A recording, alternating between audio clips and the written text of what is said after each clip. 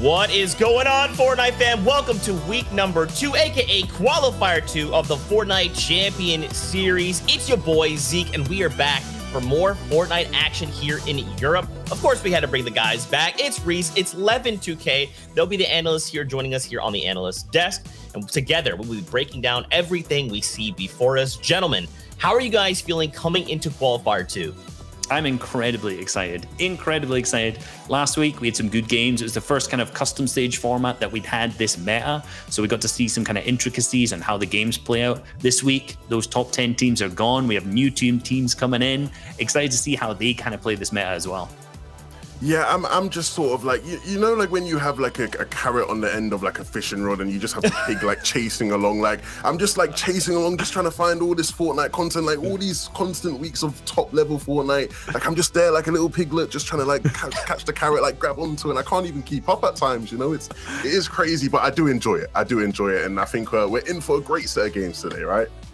That's right. I really do hope so. There's a lot of things we want to talk about. We'll get to that in just a second. But first, let's talk about the actual show. We're starting things off here in Europe. There'll be a break. Then we're jumping over to NA East for 6 games, a break there, and then another 6 games in NA West. So if you want a lot of Fortnite action today, make sure you stick around. We've got 6 games in each region to take a look at. Now, of course, we got to talk about the tournament format, the actual format, the prize pool, all these things. And we've got these guys who will help break it all down. Yeah, so we're currently in the Qualifier 2, Round 4 on the very left-hand side there you can see. So top 33 teams from the previous 3 rounds that have all happened this weekend. So the teams that we're seeing, the 33 teams here have already played 3 rounds, and these are the best of the best from this weekend. And the top 10 is what we're really going to be focusing on today. Top 10 will move through to the semi-finals, which is a 2-day event. And then the top 8 from that will move on to the finals, and the 9th till 16th will play in that one big reboot round, which is very, very exciting. Then, obviously, finals comes down. The winners are the champions, and they win that Axe of Champions, plus some lovely prize money. Well, let's hold our horses, right? Like Reese said, we are in round 4 for today, and with round 4 comes a new point format, right? Obviously, as you can see, the main difference in the bottom right there, 2 points per elimination. This can be significant, right? Some of these teams that like to get a bit more aggressive, you can be rewarded for that. Of course, it is a harder lobby to be aggressive in, but definitely something we'll see. As well as that, though, if you take a look at the actual placement points that are handed out, once you get into that top 3, right, 6 extra placement points from 4th to 17th, you get 1 point per placement, sorry. But once you get into that top 3, it boosts up a bunch. And so, you know, we'll see a lot of teams making these plays to guarantee themselves a top 3 finish because it is so rewarding, guys. Absolutely. And remember, we're playing for the Axe of Champions, but there's still prize money up on the line. Here is a breakdown. Remember, this is for finals. We will not be seeing prize money given out here during the qualifiers. So quite a bit of money to talk through, especially as we move in through the next few weeks of Fortnite competition. Now, gentlemen, there's actually something that I wanted to touch on, and it's actually about my boy Agent Jones and the 0 point. He has just brought in 2 brand new fighters. Master of the Dragon Punch and hailing from Japan, Ryu is ready to fight alongside Ryu. The self-proclaimed strongest woman in the world, Chun-Li, is ready for the competition to kneel before her. You guys have got to check out these outfits in-game. Both come in their traditional color schemes and a battle variant. Plus, Ryu has a built-in emote, Shoryuken, and Chun-Li has her classic lightning kick. There's backlings and a pickaxe to pair with them too, so, you know, definitely want to head on over. They'll be in the shop for a little while longer, so snag them before they're both KO'd. I wasn't sure if we were going to hear like a Shoryuken there or not, or I was trying to see how far you're going to commit. Are you going to go straight deep into it? But yeah, you didn't disappoint. Thank you, man. That's what I'm here for, to provide memes and to just be a face. There it is. Boom. Here you go. Now, of course, guys, we want to talk about a few other things. We got to recap these other regions that have finished up. Remember, Asia and OCE, they get done while we're taking a look at Europe. So let's use this to break down some of the results and maybe bring that over to Europe to kind of bridge the gap. Yeah, so in first place, we had Shunsan, Rairu-kun, and Yama as well. And these guys played an incredibly consistent elimination game. You see these guys, no victory royales. These guys were consistently popping off on their elims and getting into that top 2 slot. They had 2 seconds. So that's obviously, remember, where the big points come in. And it's equivalent to getting a lot more eliminations. So they got good placement, and they got good eliminations, but just didn't manage to get those victory royales. And this is what we kind of expect from a low ground team. They play that low ground, which makes them get more eliminations and be more consistent in their placement overall, but maybe not quite get the victory royales. Yeah, like Reece said, right, like playing low ground, being able to swoop up so many eliminations in those sort of final zones is key. A bunch of these teams as well with relatively high eliminations, right? I talked about in the point format, it is so rewarding to go for more eliminations for a lot of these teams towards that end game, because the 2 points that you get from it are just, you know, they're so sweet, Reece. they do rack up, right? And you can find yourself in the top 10 like these teams here. Great stuff all around from these boys. Obviously going to be able to now compete in that semi-finals. Yeah, and if we move over to our OCE region, you know, we're probably going to see something that I'm sure many of us have seen before. Jinx, Alec, and Worthy at the top. No one should be surprised here. Last week, I feel like they had some internet issues. I kind of saw that they weren't performing well, not because their gameplay wasn't top tier, but just because some external factors. And this week, they've come back and surprised absolutely no one. This is probably the best team on the region, and seeing them in that first place slot is absolutely no surprise. Yeah, these guys are in scintillating form right now, and seeing them in first place is no surprise by any means. Regardless of whatever game mode it is, it feels like these guys just managed to win anything they seemingly play. Taking a look though from 6th to 10th, right? Seeing in 10th, right? Radius, Slayer as well, right? They've actually been able to sneak their way in. Slayer, obviously one of those players who, you know, he goes way back from even before the World Cup days, right? So seeing him being able to squeeze his name into that top 10, make his way to the semi-finals, it's going to be exciting to see like those guys compete. That's right. Now, for you guys who are tuning in and this is your first time ever watching a Fortnite event, hi, it's awesome to have you here. What we kind of noticed throughout the competition in Fortnite is across seasons, we have like a meta develop over the course of a season, right? But when we have these competitions, there's a meta within the meta. Okay, so Reece and Levin, last week we watched EU go a little bit crazy with the eliminations. Everyone was extremely aggressive. Everyone was kind of rotating and trying to find these fights. Do you guys think we're going to be seeing that again? Especially now that we're in kind of qualifier 2, we only have 2 weeks really to make it into the top 10 and go through the semis. Will we see that repeated this week? Yes and no. I think so. Some of these teams who are confident on their series points, they're probably going to be taking more fights, doing more eliminations. Last week, we saw Tayson's team making a very aggressive push halfway across the map to try and find some of these fights. So this week, I think some of these teams are going to do something similar. But on the flip side of that, we have teams who are switched up from last week, which means they have 0 series points. So getting that top 10 this week is going to be super important. Like Benji, Matzo, and Amplify, for example. These teams are going to need to get a good placement this week in order to actually qualify through for the semifinals. So they're probably going to be playing a little bit more of a normal play style where, they're taking eliminations as they need them and not being as aggressive. Yeah, I think Reece put that perfectly right. For some of these teams, it is going to be make or break. The likes of, Benji, Matzo, and Amplify, they've reformed trios. That means series points reset, right? So it's going to be up for them to have a big week in order to make sure that they can make it through to that semi-finals. It'd be a, really shame to see the name, like a name like Benji miss out on the heats, right? So I think in terms of actual meta stuff, I think we will see, a lot of aggression still. But be careful who it's from, right? If it's a team that needs to be like in top 10, it's make or break. You have to qualify this week, and they're being uber aggressive. I'm gonna be, looking a bit warily, like, what are you guys doing? You want to play for late game. You want to make sure you can guarantee those high placement points. But if it's out of some of these teams who are probably a bit more comfortable, they know, hey, realistically on series points, we have a bit of leeway. They're going to be trying to test the waters, right? Because ultimately, this is the top level competition, especially based off of this week's games that we've seen in these rounds. So definitely a high level competition, and will be some interesting strategies from all different teams. I love that. Now, what we're kind of seeing as well is these trios that place in top 10, they're kind of removed from the player pool and they're kind of given a ticket to semifinals. And that is the next time we'll see some of these trios.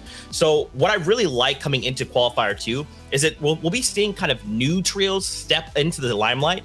Trios that we may not have seen, or trios that might remind us like, hey, did you forget about us? We are in this competition as well. Is there trios that you guys have your eyes on, especially like when we look at the numbers, there's 10 trios that participated last week that are here to participate this week. So who do you guys have your eyes on?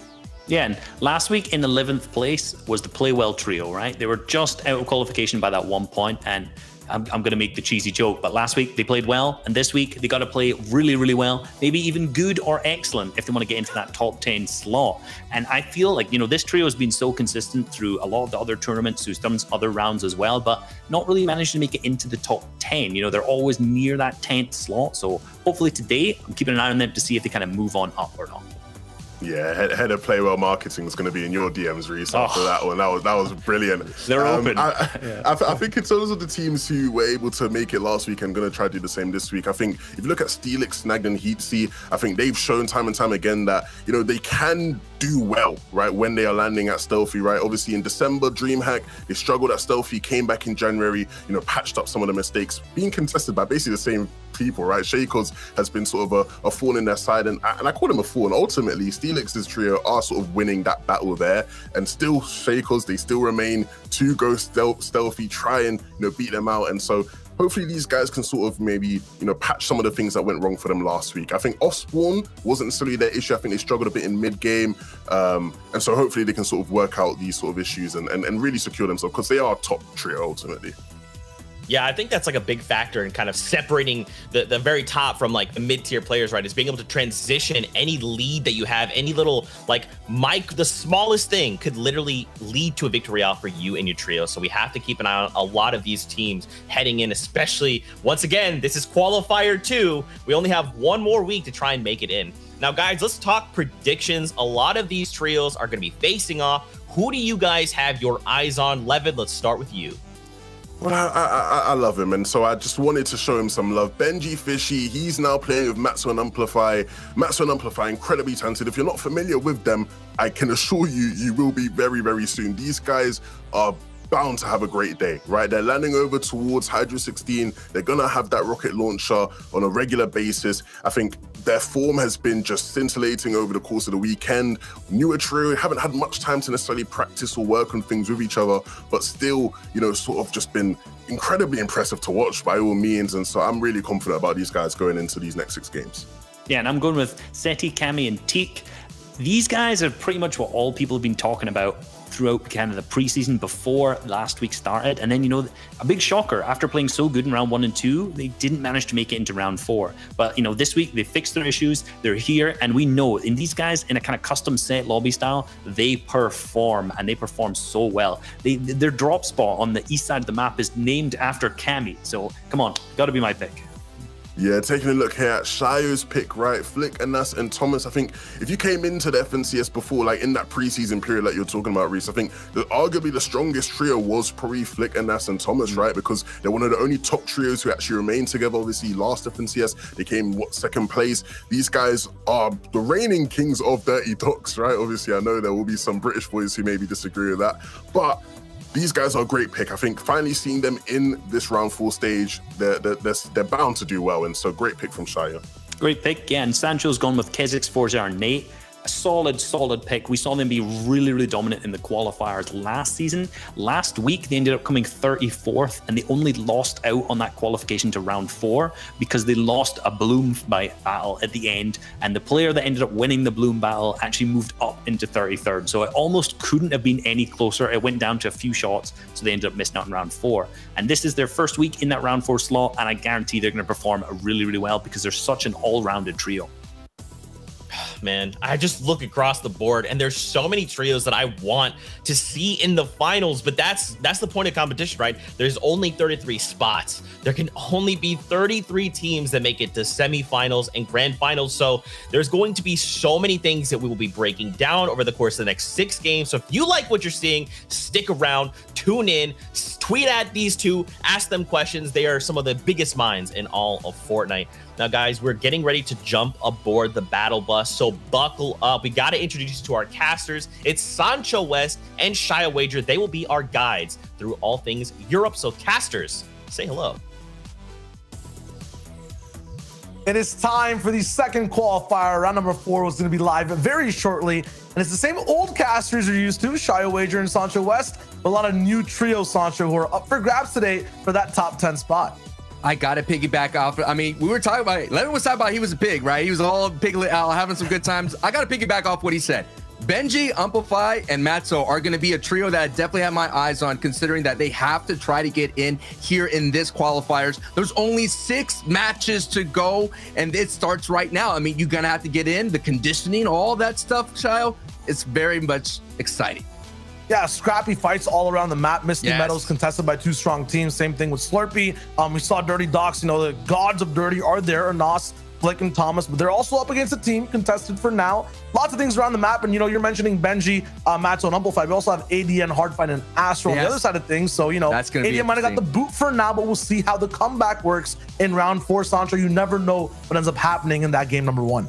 I mean, that's what I like about it, man. There's so many storylines here, and for y'all to look out for. And this most important is this idea between contested drops and uncontested drops. That as well is going to be so interesting to look at. I mean, the numbers show that if you are contested, the chances of you for getting into the top 10 are significantly lower. But hey, it all comes down to just actually playing the game. And we saw a great team actually get in the last match from Badil's trio. They got in with a very good, strong performance, and the same team like the Playwell trios getting out with that great performance. But here's we all, Cammy, Seti, and Teak. They had a phenomenal performance last week in the qualifiers, winning multiple victory royales back to back. And here we are with the Cammy split. Can they change their fortunes and make it in? Let's get it started, baby. Yeah, Cammy straight up at the Cammy split. Teak is not going to be on stream, neither is Seti, because it's so widespread and far behind. But we were talking about these scrappy fights. One of them is over at Slurpee Swamp. I think I see 2 different total trios. It also kind of all looks uncontested with that AI just there in the center. So Deuce, Putrick, and Snappy might have this. I'm wondering exactly where Kiriachi ended up going or what's going down in this POI, because right now there's only 1 trio here to claim it all. And that was so interesting, right? We were getting ready for it, and we're like, oh, there's going to be a big time battle. And we all seen in previous FNCS trios that anytime there is a battle here in the Slurp Factory area, it just causes so much, it just ruins the whole ride. You know, all of a sudden they're fighting, they're running into zone. Here's the answer right here. Here's Kiriachi here. They're actually up a little bit, and this is where a lot of the engagements happen from all these trios rotating down from this part of the map. And this engagement here that we have to keep an eye on is Kiriachi, Jamside Fury, and looks like they have someone else here in Weeping Woods. Yeah, they're going to be going up against what looks like Hydro, Harry, and Tempify. Now, we are surprised that these guys weren't at Slurpee. Looks like Harry might be surprised on the fact that they're rolling up to Weeping fast after just getting a few, I would say, attacks or maybe 1 or 2 weapons. This is still very early overall in the game. You can now also see the effects on the other side of the map when people who are actually not, you know, chasing down side by side, house to house, box to box, in an off-spawn drop contestation. Teak now has that little lake house available to him as well, while Cammy farms up the antenna and everything beside it itself as well. And I know, you know, Levin and Reese were talking about the aggressive, Zeke was talking about how so many elims happened early here in the EU region, but we're just seeing that this qualifier too. It's a little bit more serious. I mean, the stats don't lie. In qualifier 1, the top 10 teams in the EU region were more passive during these early zones. As we finally get the first tick here on the board, here comes from passive to aggressive in the action here. It is Shaiko and Meta and Expert, who are a surprise team that very consistent in FNCS, but now they're on the back foot and they're almost, they're eliminated. They're out, lobbied by Milo and Cisse and company, and Nebs, they get the try, and the vibes continue on in the battle north of Coliseum. And that's going to be our first trio eliminated here in game 1. Yeah, Cisse rolling in from round number 3 over at 20th place. So kind of the bottom half of the pack of trios coming into play today. And once again, a classic fight we're seeing in the desert side near Colossal Coliseum. It's also a colossal mistake, I feel like, to rotate near here or try to farm up expecting nothing to happen, because that's where most fights break down. Surprisingly, as well as Stealthy Stronghold, there's always a fight every week. And now another one breaks down with Shakos up against MX, or with MXR up against Heat Speed. Snag, Granjo's already down. And Sasha, this fight's getting explosive. This is a battle between France and Italy right here. The Italians from Steelix going up against Gray and company and the Frenchmen. Can they be able to hold on? This has been another contested spot that we've been talking about. Steelix have been doing really well holding on to this, but this kind of battle, these are the battles that you have to be careful on. Yes, you may win this battle, but your rotation is going to be very, very scuffed. At the same time, you're going to have to go through an ADN trio that's sitting at Pleasant. But meanwhile, let's keep it focused right here in this fight. Now it's Seikos sitting at height of the moment here, down a member of Gray. Now it's up to EXR and Seikos to hold down tight as the battle is fighting out. looking up at the feed right now. Passive goes down and the feed gets confirmed by Stormlight. So that battle is continue on, and another trio loses out. It looks like the Italians get the advantage here. Heatsy, Steelix, and I think that's Snag, right? Yeah, they're doing really well. What a good like pressure relief from them. Just last week, 32nd place overall, getting invaded post spawn. Very surprised. Over Very at Salty surprised that they Stronghold. fell that low. Yeah. And this time now it's just looking good. Game number 1, they actually have a completely fresh start that we haven't seen so far in the FNCS. So we'll see what they do with that first game. Arabaffo going down to Stormy right all the way up near Steamy Stacks as well. That was a huge fight I wanted to pay attention to as well. Link also going down, one of the most momentous trios, but on screen right now it's the Playwall trio breaking down another one over at Retail Row. Everyone looking healthy as well. Trader, Rax, and Wishy can't do much. There's always these underdog contesters who find themselves at a POI against Titans, against the 11th place trio of Playwell. And on all fronts, they just tear apart the fight. There's a reason these guys were the next up trio to qualify, didn't make it through just yet, but statistically are the strongest ones coming into today. Yeah, and they had that great trio that with iDrop going into previous FNCS trios. They played really well at that Lazy Lake area. Now moving down to Retail Road this FNCS, and now we're going to move into that Pleasant Park trio of ADN Hardfight. Now, we already talked about ADN getting booted from the trio from Benji. You know, Matzo and Umplify, that's been a historic one. If you got to compare it down, that has been the trio for the EU region for the longest time. But now, Astro and Hardfight, a great duo, adding ADN, and now they get a nice surprise tags here, nice little ambush on Cisse, who we remember just had that battle a little bit north of the Coliseum, so they were able to make this rotation right at this moment here.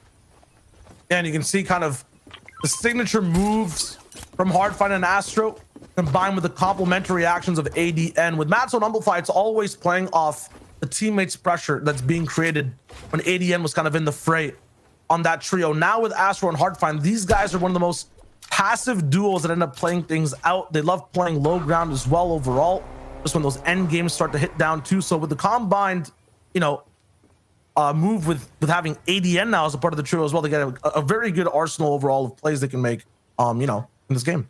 I agree with you. I mean, no doubt. I mean, ADN, Umplify, Matzo kind of play that low ground mid layer style so well. So that's definitely going to complement Astro and Hardfight. So that's going to be so interesting to see going forward, Chayo. Yeah, and right now they're just looking for surge tags overall. Close to the bridge, one place everyone likes to get metal, but also one of the most dangerous places to farm in general, because if someone else is there next to the hills, like ADN and Astro are, if they have their surge plan online, you're taking damage. And now, oh no, we got Slurpee clashing over with Salty Towers, meeting in the middle of Weeping Woods, and it seems like someone's going to start crying very soon. Tayson, iDrop, and Savage. Tayson already down from Shield. Looks like on the top side, Snappy has the advantageous position. And this is the trio that's been so aggressive throughout the qualifying stage. They did not make it, of course. That's why they're playing here in Qualifier 2. But we've seen them all the way up north at Stealthy. Now they're all the way down south here. And we thought Kirachi's trio was going to be chill, not going against the Slurpee Swap trio. But boy, oh boy, this is such a messy fight that's happening right now. And already Tayson, iDrop, and Savage getting 2 E-Limbs. Looking forward to add a couple more E-Limbs. The pressure is on. It is a trio box dive heading in. Head stretch wrong. And Butrick is just trying to hold the line as much as possible, but he does have it. Zappy are now fighting hip to hip, and now it's going to be a little bit as Putra is now going up the high for a moment to gain the advantage. Now he's sending down the beams here. It could be a matter of moments. Yes, Tayson does go down. It's a 3-2 advantage. A lot of HP going through the Pudgic trio going against iDrop and Savage. Now we've been seeing iDrop and Savage sticking their hand inside the cookie jar for so many times, and now they're getting punished by Zappy and Putrick. Let's see how now as the time is going back. So many nice work between Tayson and Savage. 2 E-Limbs, 4 points. And now Mr. Savage has to disengage. And this is going to hurt Savage and iDrop. But I'm not sure if they're looking for a placement here in this fight. I think they're just testing the waters. And boy, the water got cold there really, really fast. Really fast. I think that weak link in the fight in general was Tayson tuning in. Already had Crack Shield. Got it all the way back up to 200. Cracked again. And it wasn't even that high of a fight that built up straight away. I think that was just the clash. The first bullfight to start off, Snappy all the way up with the wooden builds. And I think Savage had those metal ones until Snappy ended up winning. And then past that, the fact that Tayson took so much damage over and over really made that water cold for Savage's trio. They have to disengage. Hopefully got that card. Didn't get to see through all that chaos. Could have that reboot right there in short time. But I think the main reason they wanted to disengage as well is just look at all the new faces that are showing up from the left side. Yeah. Over from what looks like, you know, Greasy Grove, or not Greasy Grove, Holly Hedges in total. It's just like, you know, you don't want to take fights in Weeping or anywhere where the sand is under your feet. You'll have people rotating fast, and that's where those tags start to come in. And at the same time, this is a very hot spot rotation zone. In the last FNCS trios, so many engagements happen in this little triangle. And actually that pink triangle team is actually my pick to do really well today. It's Kezix, 4ZR, Nate. There's only 2 of those pink triangles, so who knows what happened to Kezix in that fight. But look at it over now. They retreat back into their home, their hovel of Salty Towers, and no Tayson in sight, no reboot card in sight. They had to abandon it in total. But Mr. Savage and iDrop and Tayson have been definitely another crowd favorite, like a Benji Fishy, like a Mongrel Mutual, that you want to see them succeed. But I think right now this kind of dangerous kind of play style is, I don't know how it's going to work out to them. Now they have Dietrich's, and where's Dietrich's trio? Where's the rest of that company? We'll go more to that story, because we got more action from the Playwell trios now fighting close together here on this mid layer in this engagement as they're getting pressure from the top side. So we got a little mini layered fight that's happened as Eclipse is trying to get in as much as possible. And looks like the Playwell boys are expanding all their metal hard mats here. They do not want to lose this engagement, considering that they're trying to better their performance from the qualifiers, but it looks like Eclipse and Tridents, they have a 2 front pressure on the backside. You have Lucy sitting on the other side trying to create a Prince, and then at the same time you have the rest of the lobby looking in for some beams to third party. Crizzy just gets hit right in the mouth here. He's gonna have to back up to his teammate, looking for that backup as much as possible. Without any shield, Crizzy may go down early, and once that happens, Shio, that's gonna give them the green light to completely box dive from Eclipse and company. Yeah, we just saw it in Weeping Woods. 1 person taking repeated damage in the trio should be enough for the people up top on the higher layer to have the advantage to break down in the fight. We thought it'd be Crizzy, but it's Stir6 that takes the God shot straight to the face, down to just 20 HP. We'll flip off that fight for a second. The reboot's there. They did get the reboot card. Yep, Okay. Tayson's coming right back. That trio's gonna be fully alive, but they're gonna have to re-farm a lot. They're gonna have to make sure that all the mats are there in total. Lots of buildings available in Salty Towers. Past that, Amplify and Benji are also kind of, you know, renting some space inside the home of Savage, Tayson, and Drop, or iDrop, and then past that on that fight with Playwell, that 2-1 split. I wonder if it's still working out. The pressure's still dropping down. Because that game 1 momentum, Sancho, that's huge to have in these fights. And you were talking about paying rent. They're going to have to pay in that HP, and look at this investment here. The Playwell was able to actually hit the reverse card. Now it's Trident all by themselves. It looks like Eclipse went down and the other teammate. So Trident now is on the full scramble, trying to get away, trying to push it high, expend all the kind of materials needed to just trying to hold on and survive. But Stir6 now, the storm is going to take the toll and pay it. Down goes Stir6. And Crizzy now, without that HP lead, is going to have to wrap up the fight. But it's not going to take a lot, but at the same time, look how far these Playwell boys have to go. Even though they win this engagement, these are the butterfly effects that it caused, and you're already seeing out in the distance the other members actually sitting there. So this fight's going to be a very elongated here. You're going to win this moment, but you mentioned, Shio, a little bit earlier, the sand could be there for letting them get away. Crizzy right now on the back foot now with 10 HP, 9 HP, Man. still going to go pushing, knowing that he has to understand he got to get the siphon as much as possible. Down goes Trident. There's still 1 member of that trio there, but what is the cost, Shio? So much invested into the storm fight, and Playwell now has to get to 2 reses. That's not going to be easy. I mean, we practice it in pubs sometimes, chain resing to make sure none of the squad goes down all the way to the zone. So might have to be the only option here. At the same time, does Vettel even survive this overall? There are bandages. He has 13 for him, so he's fine. He can pick up the cards as well and then go for the reboot. Probably more efficient option. But look at who's surrounding that van. Once again, Tayson, Savage, and iDrop have already used it. Dookie Marvin and Vanille are here as well. It makes me wonder what ended up happening at Dirty Docks, because either it got split or Flick lost. Past that, though, every win NA and EU so far came from an uncontested team.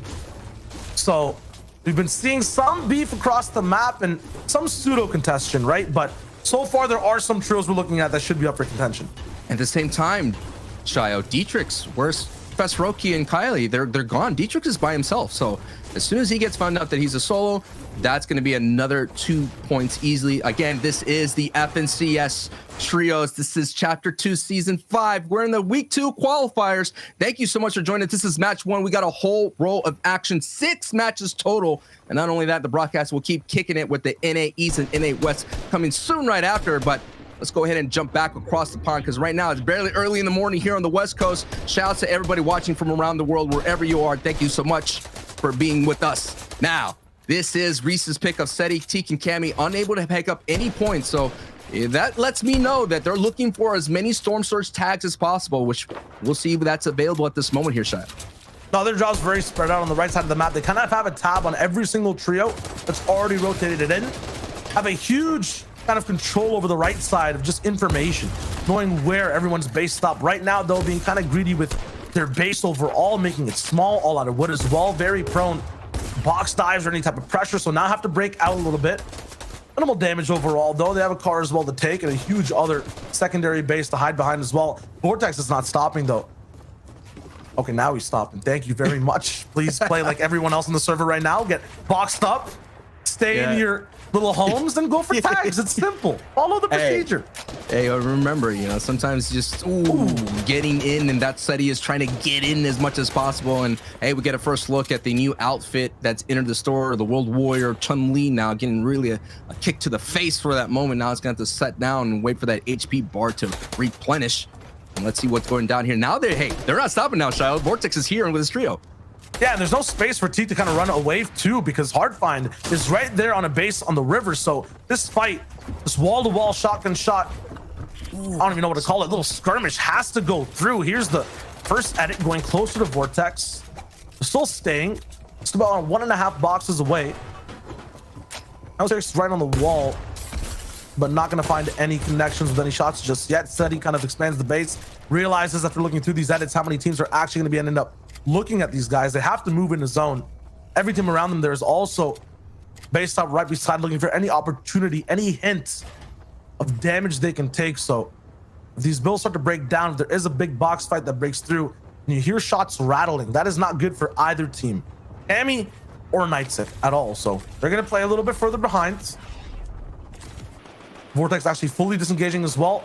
On the other side of the map, we have Sniper or Bad Sniper, Laxus, and Tripper. Complete control of the bridge. And they're making every single team below them pay tolls. And absolutely, you're knowing that Bad Sniper would like to have in that trio a better performance that they had last week, where they were just getting destroyed out there in the Salty Towers by iDrop. And that trio, we know how dangerous Savage, Taste, and iDrop can be on their drops.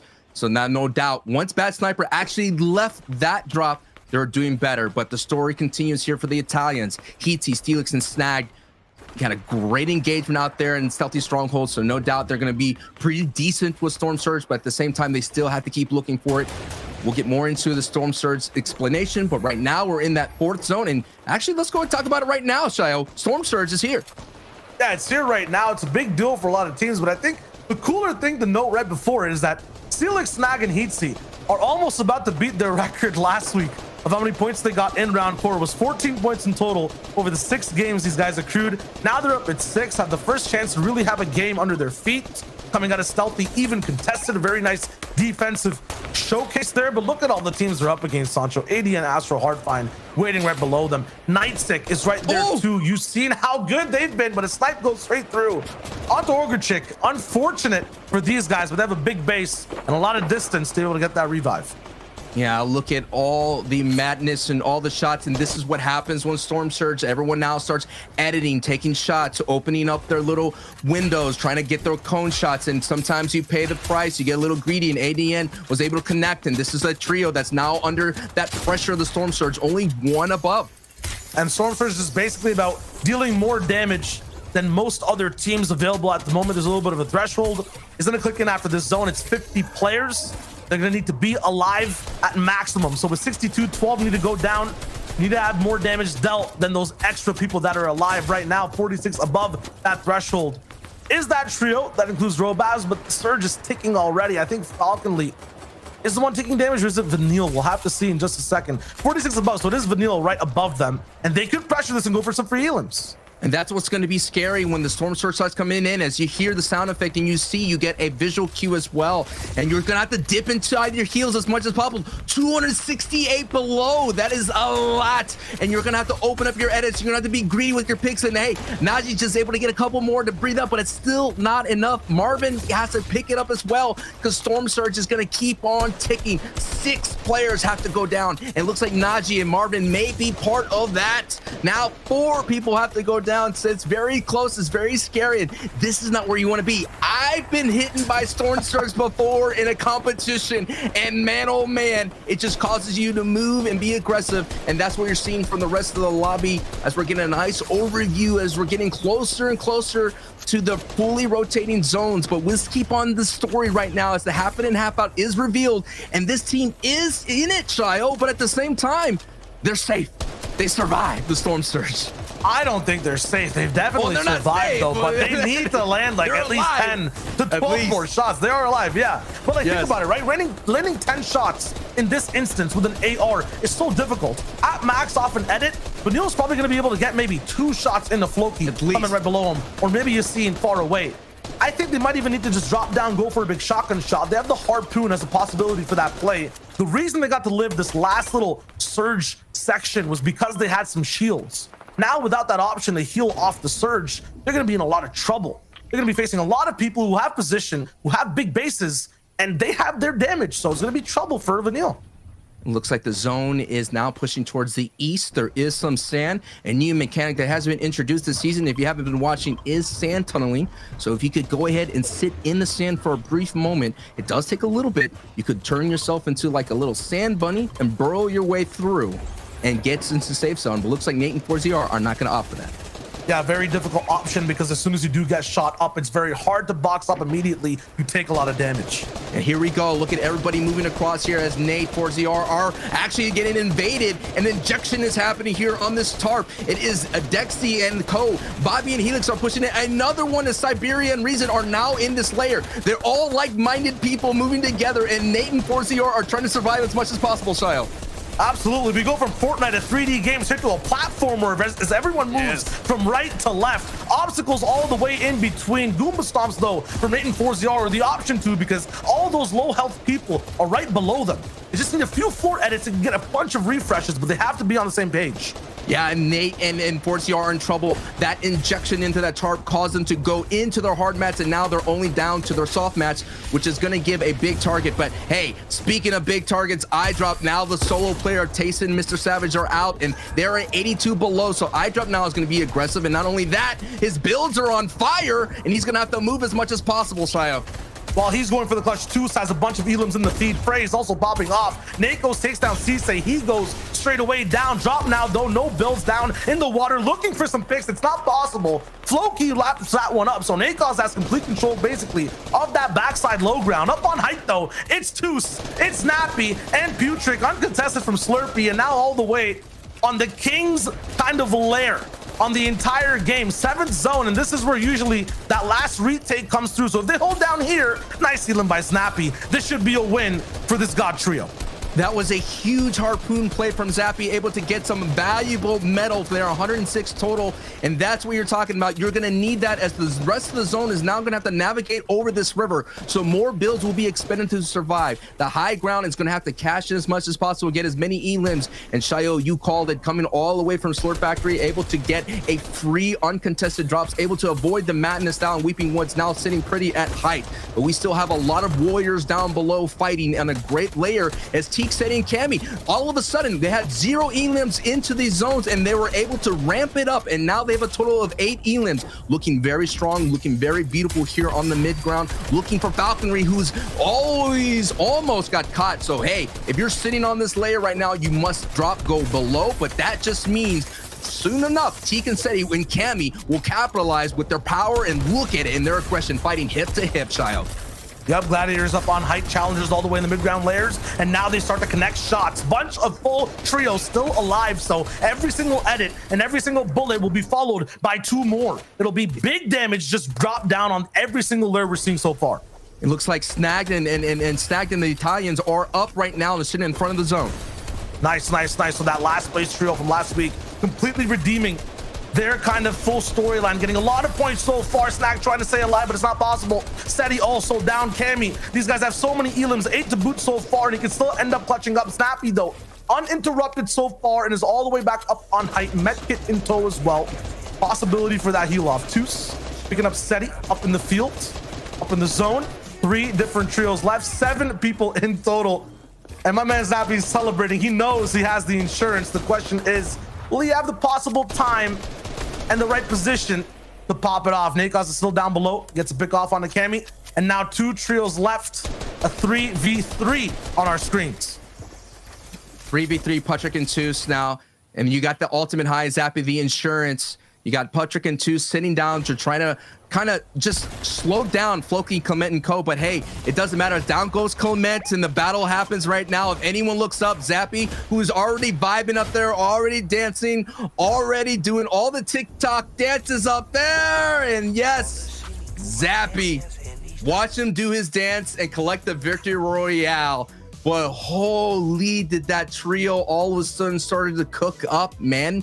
You had literally 10 elims. When we first tapped into them, we saw the Cammy split and we're like, hey, they're looking for Storm Surge tags and they were doing this and that. And all of a sudden, in the blink of an eye, 10 elims and the victory royale, Shio.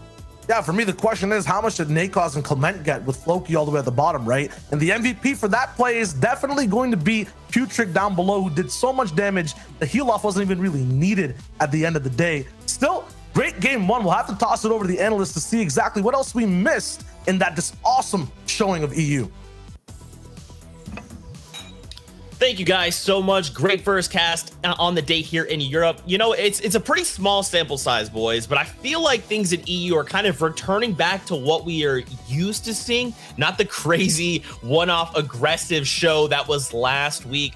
I like that Shio called out Patrick there because, like, I completely agree. The moment that Snappy's on high ground waiting for the heal off, Patrick's like, well, you know what? If I could just go down and eliminate this entire other trio, doesn't matter because we'll just win. Yeah, and that kind of role is what you describe as disrupting the trio below. You know, what you're usually waiting is that last moment for the storm to kind of close out before you start your heal off. You know, you want to give yourself as much time as possible to use those white heals up so that you can stay alive as long as possible when the heal off. And at that point, you know, he's committing on the high ground to use the heal off, so the other 2 members, they don't need to be up there with him. They need to drop down and they just stop that heal off of the other 2 teams, which is the benefit of that high ground. You know, the teams on the bottom are going to struggle much more to disrupt the guy on height unless they have bouncers and even at that point, Snappy's like so far high above them. So it's really difficult to disrupt him there. So great play from them, maintaining high ground all the way through moving, and it paid off.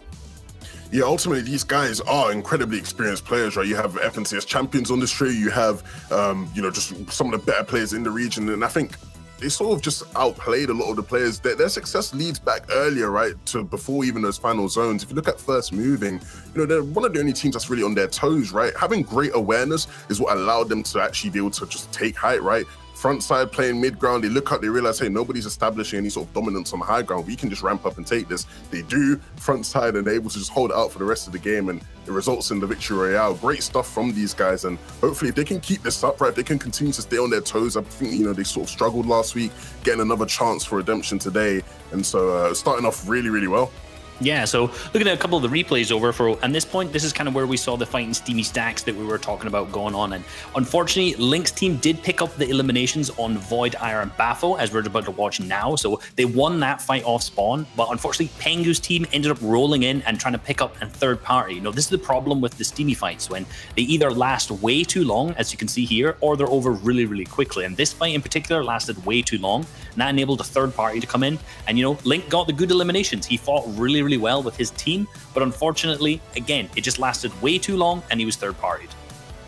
Yeah, this is going to be a really interesting battle of Spawn. One of the more interesting battles as well to see of Spawn. What is going to happen here with Kezix, Nate, and Fuzia? Obviously, you saw there on your screens. Kezix went down. He, you know, sort of missed the 50-50, couldn't land on the weapon in time, and so he went down. They still did incredible as a duo. Fuzia and Nate were incredible as a duo there. We saw them tarping, right, when Shai referred to it as like a 2D game, right? Because that camera angle was just so perfect. It showed how great they were at doing it. But hopefully now as a trio, they can get in and actually play as a trio for the remainder of the game.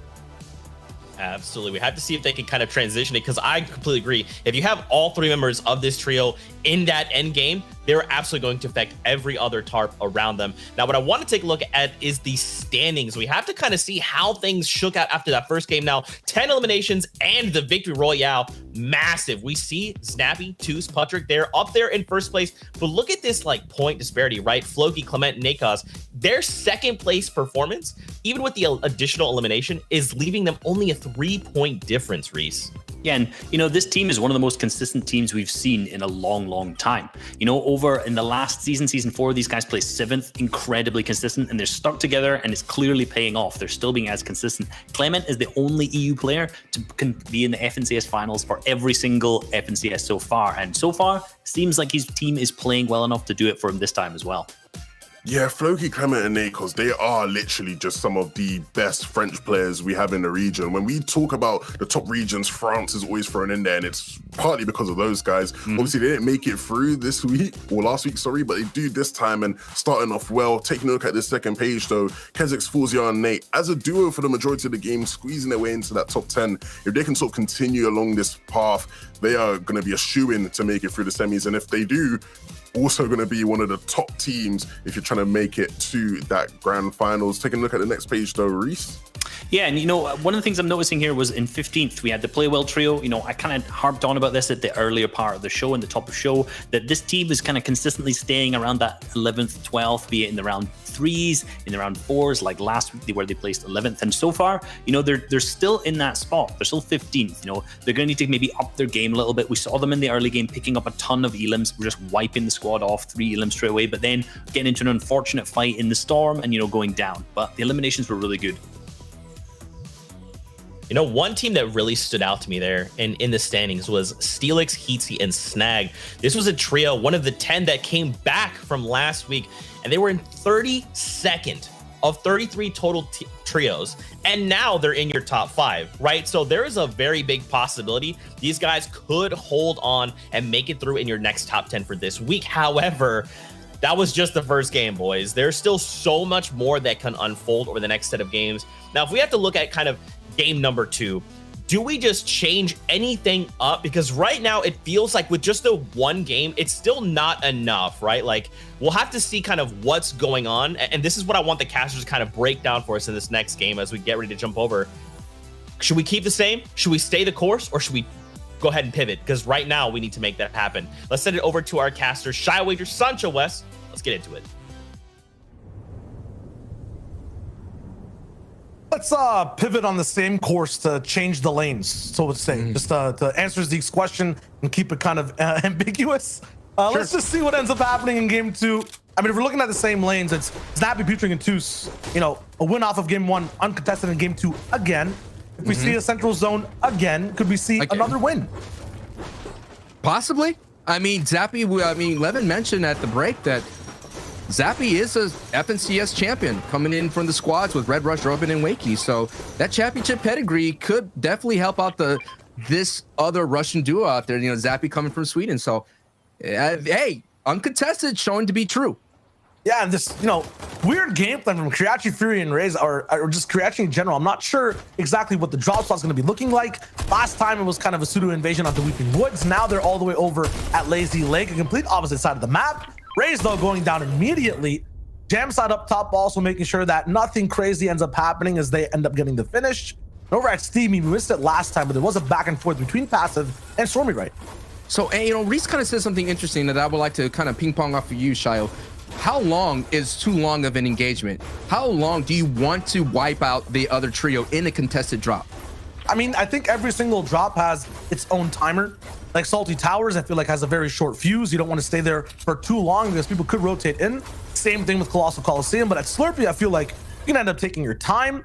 You have to worry about a rotation maybe from Hydro 16 or the south side. At Lazy, you might be able to take your time a little bit as well, but on the outskirts of the map, you have some time to play with. On spots like this, Retail Row, it's kind of in between, and Play Well seen to actually just win these engagements no matter how long they take every single time. Wishy Racks are having a tough day so far.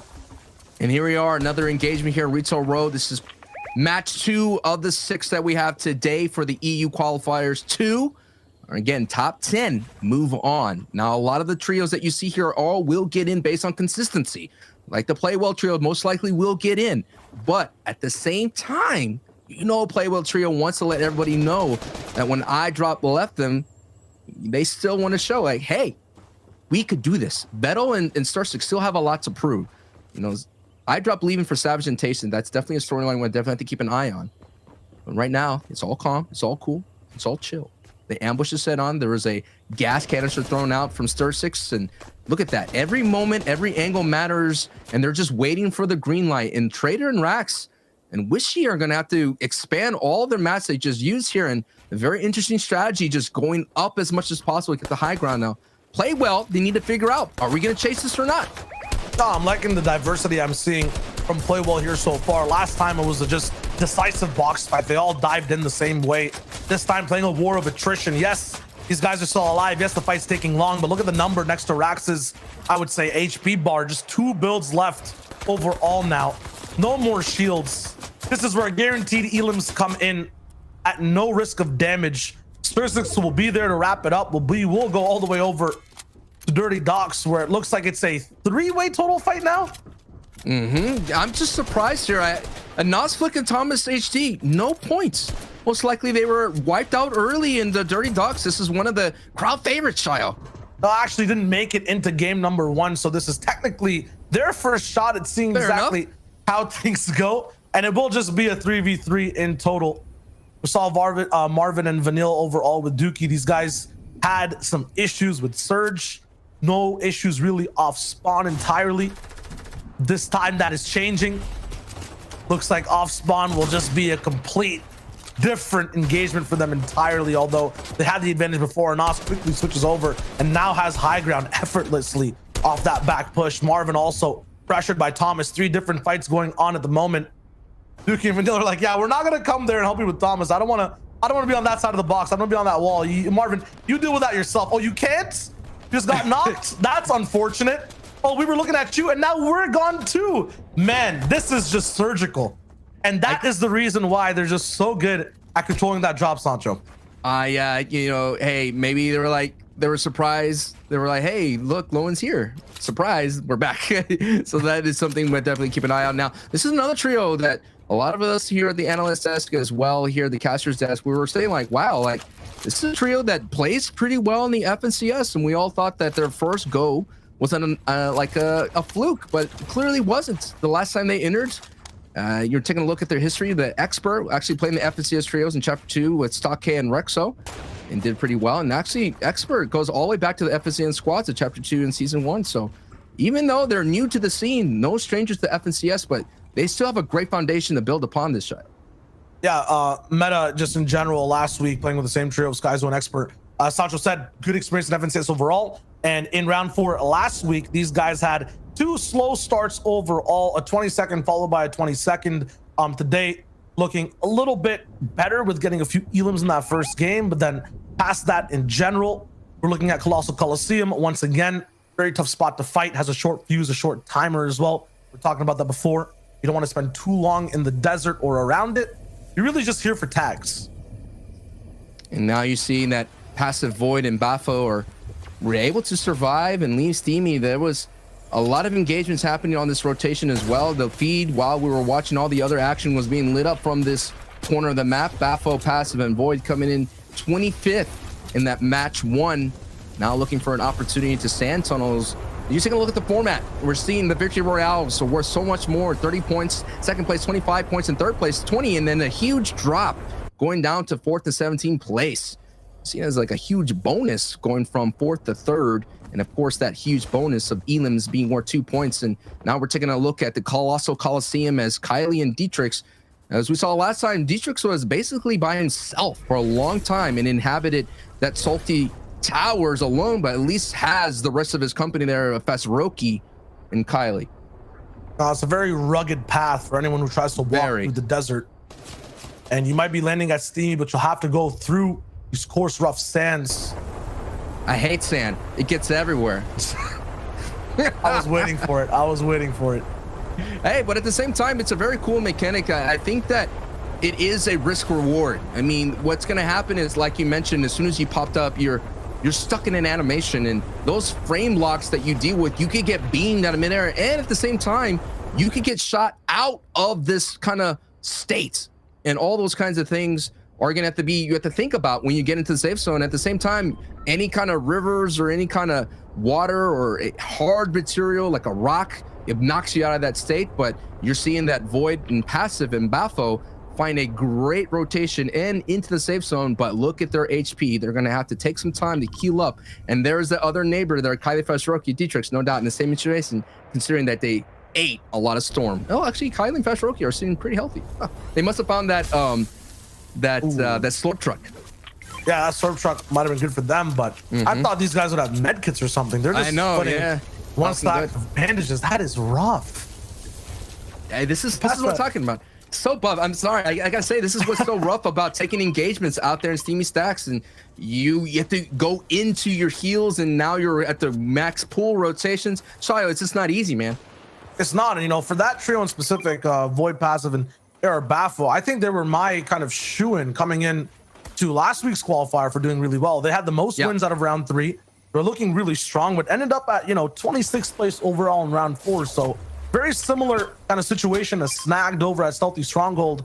Not the best showing overall, but a lot to redeem for Void. And I was talking 11 beforehand in race. It was just, it's really rough, being contested at Steam. You don't have the most consistent pathway to playing these games. So I'm going to have to pull a Kiriachi and maybe just, run around the map, find another spot, or really figure out something proper to do off that drop to make it so that every game kind of plays the same.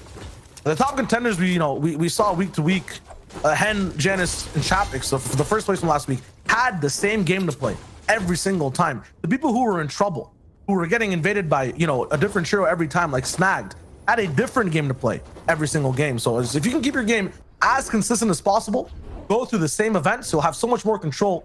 You'll have a better day overall. And that consistency, of course, will get you into the next stage. That's where our competitors are playing for the top 10, get advanced into the semifinals. And that's going to be very, very soon. In the next 2 weeks that happens. We still have one more qualifier to go. And of course, we're going to have the very epic, very intense reboot as well. But now we're seeing a very scary situation for Cisse, Noobs, and Milo, as they're just above Storm Surge. What's a good number to feel good about being in a Storm Surge? 300, 400? You want to be 500? That's great. That's amazing. That's amazing. I'll call my mom mid-game if I'm ever 400 Surge above the threshold. You gotta check your socials, check the, the Twitter, I'm posting that on Snapchat, like on anywhere. I'll post it everywhere. You know what I mean? If I'm 500 above, but I think a good number is like 150 to 200. Like you're feeling like you're on pace. It'll go down and you'll have to re-tag up again. I think you should aim to be near that 100 to 200 line. If you're above that, you're doing absolutely great. Right now, I drop Tayson and Savage, or should I just say I drop and Tayson are not doing that great. This looks like Savage's loot. Might have been a snipe or something over from Nakos, Floki, and Clement. We'll have to see how that breaks down. But they got a reboot before on the Tayson. This time, I guess they'll have to be on a Savage. And pass that again. That split is done from Cammy, Seti, and Teak. How did they get down here so fast? I'm always surprised by these guys. The last time they're up at Pleasant, remind you guys, these guys landed over at the crane at Dirty. Past that, Tayson's down now, so I drop left by himself. He's not going to be able to get that card either. That's way near the zone line. There's multiple trios that have to come in, and Slurpy's the only spot here right now that has a reboot. It feels like there's already some trios over there. This is rough for this trio. Yeah, and you're taking a look at the people that are not having a rough ride. It is Zappy, Toos, and Patrick, who we just saw. We saw actually Cammy, Seti, and Teak, who are sitting in third place with 36 points, but Zappy, Toos, and Patrick with 50 points in first place. Floki, Clement, Nakos, which we see on the right side of iDrop in the moment with 47 points snagged. Heatsy and Steelix coming from the 32nd in qualifiers 1, now in fourth place with 30 points. Sky Falcon and Robaz with 22 points, and that rounds out our top 5 as we get closer and closer to that 5th zone. That half in and half out. So many trios put a lot of investment into that position for half in and half out, simply because it's half in the safe zone, half in the storm zone, so to speak. But now we're not there yet. We got 2 zones to get through. This is still barely the 3rd zone. You're seeing a lot of people who like to elect for the edge of zone 2. But what do you see? What do you see, Shio? Hit me with I'm looking at a horse race or something. Everyone's kind of on the starting line, right? Literally right on the edge, and they're waiting for that shot to pop off to rotate. That is crazy. You don't get to see that every day. Sometimes it's split apart. Sometimes it's all kind of in little apartment communities. Oh, no. Is it iDrop getting surged? This is so sad. I mean, he does have couple of heals to hold on to as much as possible. The surge has been turned off because 70 players are alive. So that's going to be a moment to breathe. But iDrop now is going to have to go the solo ride. We have seen these work out so well, but I don't know, Shayo. I don't know. I mean, he already has to clutch. Can't we give him a break and maybe up the surge damage already has this man? There's no free everything ride. riding against him. No. There's no free ride, man. This is FNCS trios, man. This is, you got to earn your way through. Again, top 10 get through. And Taste and iDrop and Savage, we saw them in qualifiers run, going north, south, all different directions, but they keep going the same direction on the leaderboard, and that is down south. But Steelix and Heatsy and Snag are moving up the boards right now, sitting in that great position of 4th place, and Steelix and Heatsy and Snag, who are coming all the way from up north. Look at that Storm Surge, 1100 above, and they're moving well as a unit. Now we're taking a look at the overview of the map. We see Benji, Amplify, Matzo coming from Hydro 16. Not a lot of rotations from them, as much as Teek's company, who went all the way to the dead side rotation, the south side. But we saw them pay off in that match 1 where they were able to rotate to the Pleasant on that dead side north side. But now we're seeing Steely, Heatsy, and Snag, 2 elims, 34 points total so far. Yeah, Cammy might be in the best spot with his trio down near the south, but no matter where Heatsy, Snagged, and Steelix are, I just feel like their position, their type of fight style is just always hard. Always in the best angles, have the best place to make as well. This will be a gas canister play. They're trying to put down on the flames. So much damage above Surge. They don't really need that much more. Flick going for a few more elims in the feed. So their game's been taken off already off spawn with 3 quick elims, and past that, you're getting more in this zone. Very hard to confirm long range elims here as well. Everyone's always kind of all the way on full points. Anas taking some damage though from the storm, or from the inside of the storm with the AR. He's fine overall though. He'll heal up. I was just surprised at how many elims already Thomas, Anas, and Flick have. They literally come all the way from the Dirty Docks area, and they just run rough shot throughout the entire rotation. So not only they're rotating in, now they're barely just in for the moment, but they have so many elims. And now you're seeing the gamble. Now you're seeing the investment. If Milo pulls at half in and half out, they're looking good. If Anas, Flick, and Thomas pulls, they're looking good. But so many materials were expended by Anas and company into this rotation. So they have options. But no matter what, they fight well at high. They fight well together at low. This is one of these trios that could do it all. And already they're doing it all in this match, considering they weren't able to get in with 6 elims. Everyone still has to follow the rules though, no matter what these guys can do. Question is, how are their limits looking? For Anas, just 37 AR. It'll be tough for, I would say, one of the best, long range trios to confirm any more frags with that much ammo. And at the same time, Show, it's another race. Everyone's on the edge, has to move in again. Now we have a few trios that have gone, a little bit closer to the zone already. Hard find there with Astra. You can see it all the way in the distance. MXR is there as well. A few tags taken by Thomas as he takes the bouncer.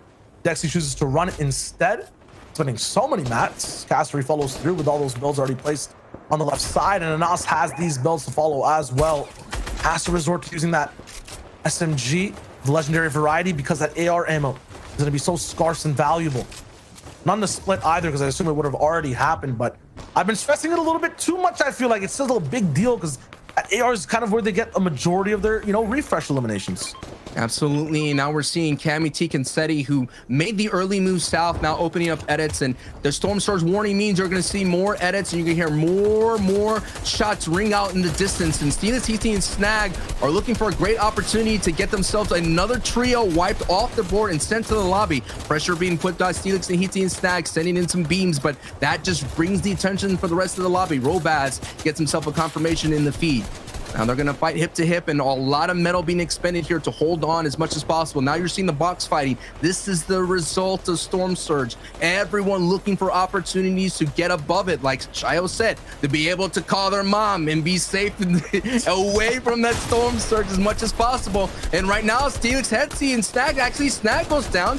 So now it's going to turn into a duo fight. Oh, no. Flames does get knocked down, but the lobby understands that there's a lot of not only elims, but the opportunity to get in and grab some loot as Floki Clement here, a very strong trio, takes out 2 of the Italians. The final filter to pass is basically this kind of section of the zone where everyone close to you in these boxes will be looking for shots. Unfortunately, it looks like Snag will not pass that filter. It will be Nako's actually filtering him out with that shot. Heatsy now left as a solo player caught between 3 different trios. He's got to hope that he gets 1 elimination before he goes down and gets to finish it off, but not really going to be possible. We have to move all the way into uncharted territory. That pink trio you see on your mini-map on the left has had center control of almost every zone, and now they have position on this half and half that no one is close to. An almost max rotation again for the majority of the lobby. They're getting sent on a trip they do not have the tickets for, and they are not prepped for as well. They have not packed to move this far. So it's a rude awakening for the majority of people on this side of the map. And those pink triangles are Sapphic, Siberia, Jake, and Irez looking really good. Russian trio looking strong, and actually they're going to be very dangerous because coming into this from round 3, they have the most single game elims with 18 each, and that's actually a tie with Link, Storming Ryan, 7 so that's a very deadly trio. As you see, Fury here actually trying to contest, go up for height on the top of your screen, and they are contesting and fighting Sapphic and Irez. This is a battle, it's a build-up happening, but Irez is now sitting very on top of height and holding off that pressure. So now actually another trio, and that's Vortex and Co contesting height. Let's keep it up, let's take a look. It's Irez now who is sitting at ultimate height, but still so many people understand the value of height, and a lot of people this meta style, a lot of teams have been kind of alping for height, using that big build energy to get up there. Yeah, but there's only a certain times where you can actually output that energy. That was one of them. If you had your eyes slightly closed, it almost looked like a 7th zone rotation, the way everyone was tarping in to get to that half and half. And now we pull away even further. No one has any builds all the way in the water. We're gonna have to move all the way across and get towards Rainbow Rentals. And I was gonna say, man, that you're taking a look, Irez, Siberia, and Sapphic, that build-up used up so much of their mats, and so they're gonna have to find a way to hold on. This height endurance is gonna be challenged and tested, child. Yep, and the people who are right beside them are Vortex, Nightstick, Hi Chris. We saw these guys always operating off of what the game plan was of the trio next to them. They didn't have their own pathway to move over. They wanted to look for people to bully. So will they do that again? And how long will Rez Umi stay on height? Samir Jake will move forward. Sapphic is there too, resting all the way towards the back. Teak does go down, but there's a lot of time to get that resurrection off. Unfortunately though, pressure's still there, so possibly that pickup denied. Astro ADN though are going to be the front runners of the mid-ground tarp layer, and they're looking really good so far, keeping the pace for the entire lobby fast.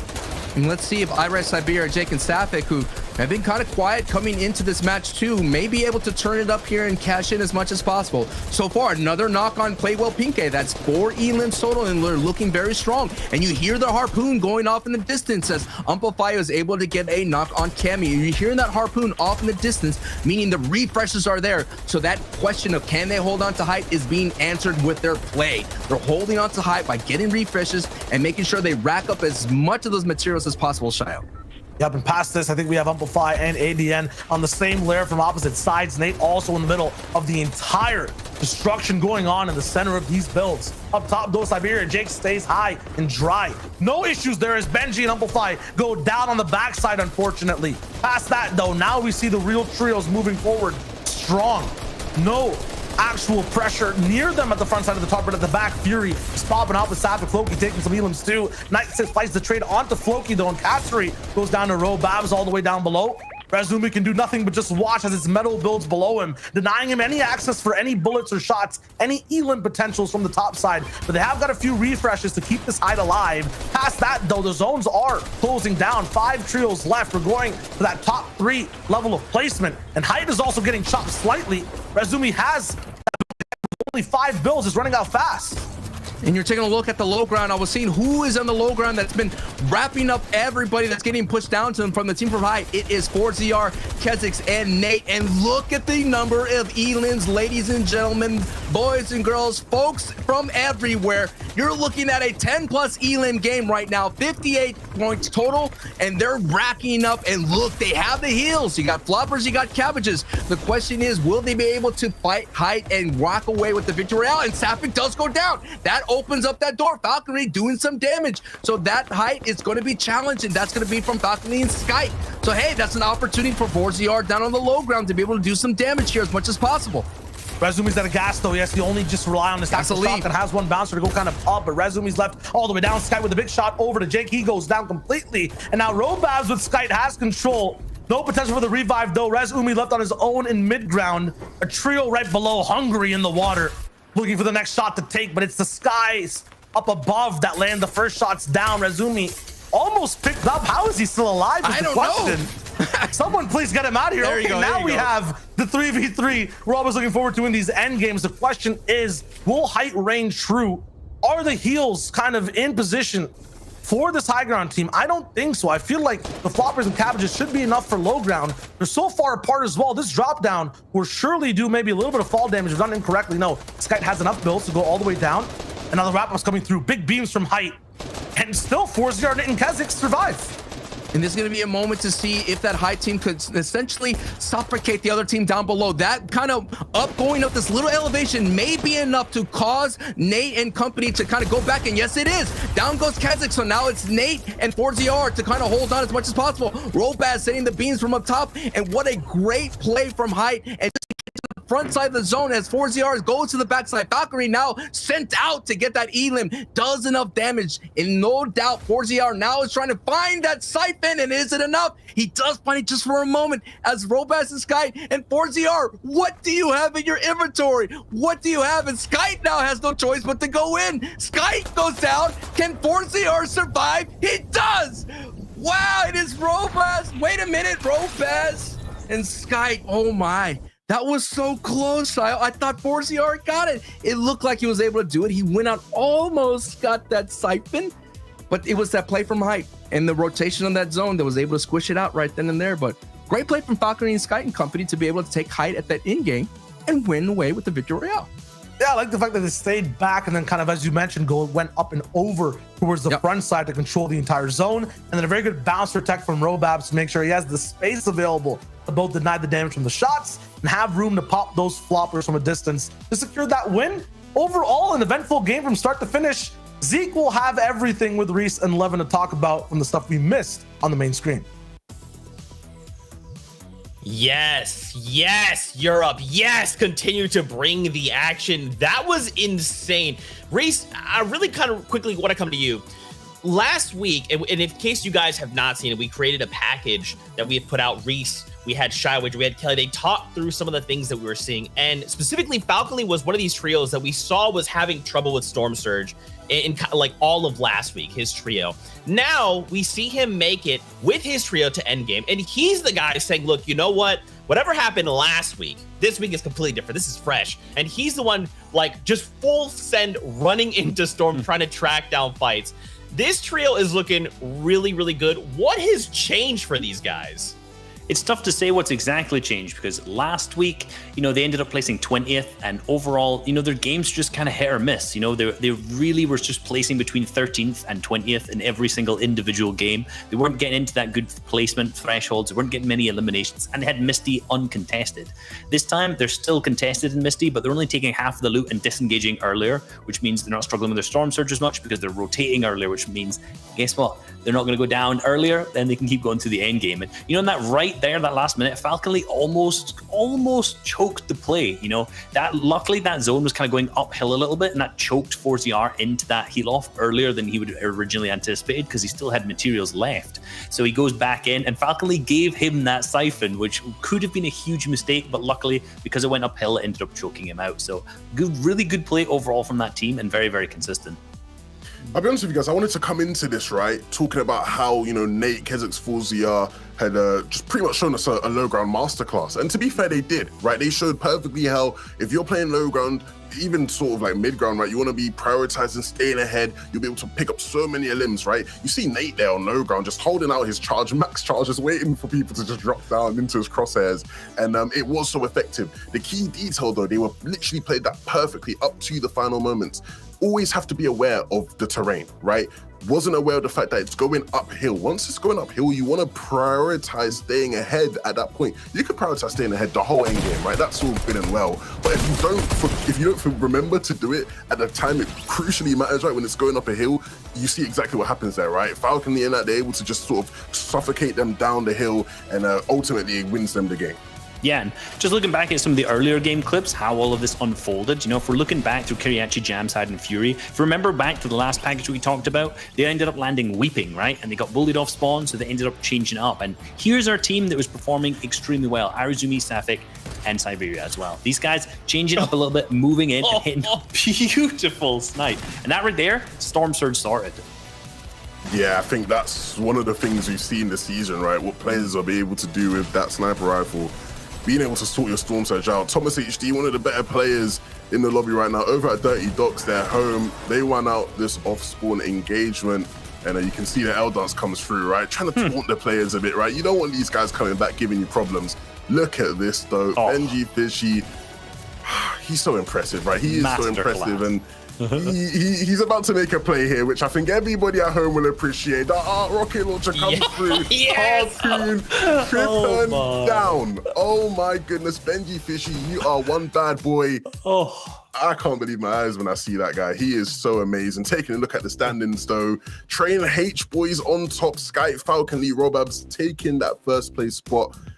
It's a good day for the Frenchies. It's a really good day, a really, really good day overall. And, they've really turned it around from last week where obviously, like we already mentioned, they weren't performing as well. But moving on to our second page, you know what? We saw Seti, Kami, and Teak in that last game. It was a really tough game for them. They were playing so good in that earlier zones. And as soon as zones started moving, it was a problem on the bouncer. They hit a poor bounce pad way too in the open, and it just left them exposed to high ground. We saw Safik just absolutely beaming Seti, and that was kind of just the downturn of what was a really, really good game at that point. Take a look here at 14th and 15th. AD and Hardfine, Astros and Z, Amplify, Matzo, Benji, right? There's a bit of a tension between the two, right? Obviously, last week, ADN was playing with Amplify and Matzo, and now it's Benji Vishy, and so both teams want to do incredibly well. Both teams want to show, hey, look, you were the problem, not me, right? So it's going to be interesting to see how those guys, sort of play things out as the tournament goes by. Really interesting stuff all around. I think I've been super impressed with the level of play we've seen. I think certain top players who necessarily don't get, the bright light shone on them all the time have really stepped up to the plate. And like we said at the very beginning, right, it's a great day for France, clearly. Dude, I love that because, it's like we're seeing so many different pockets of players that are performing at high levels, doing crazy things, low ground, high ground, retakes. It's all showing up here. And don't forget, we got 4 more games and we're getting right back into the action. So we're going to kick it back to the casters. Let's get back into it. Let's set it up indeed. It's me and Sancho up in the business right now for EU Qualifier 2. I hear you. I think there you go. There you go. Hit me with it. Hit me with it. Hit me with it. I was saying Qualifier 2. We're up in the business right now for EU. We'll see exactly how it goes down and how things will mix up in game number 3. Falcon Lee, Robabs, and Skype all the way over at Misty Meadows. Nakos there as well. And both these teams having good games despite being contested so far.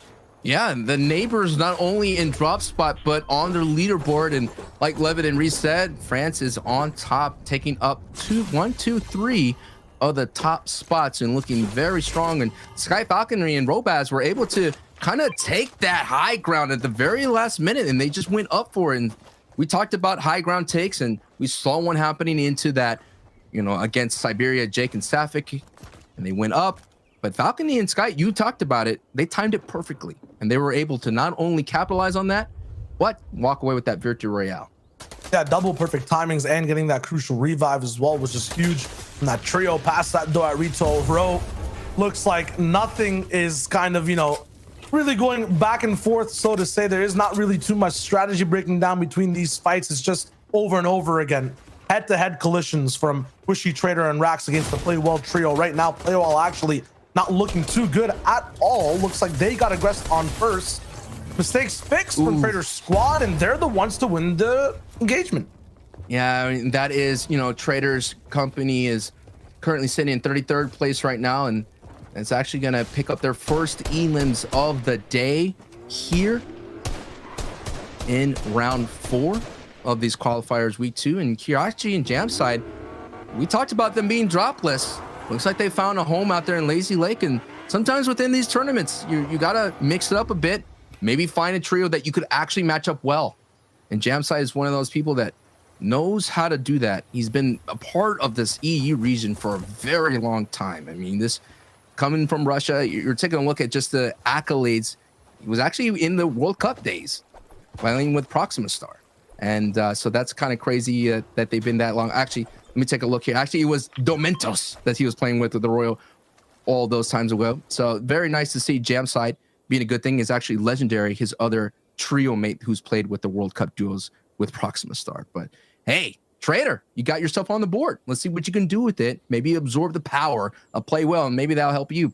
As we said, play good, play great. Ultimately, hopefully, play well. They haven't really.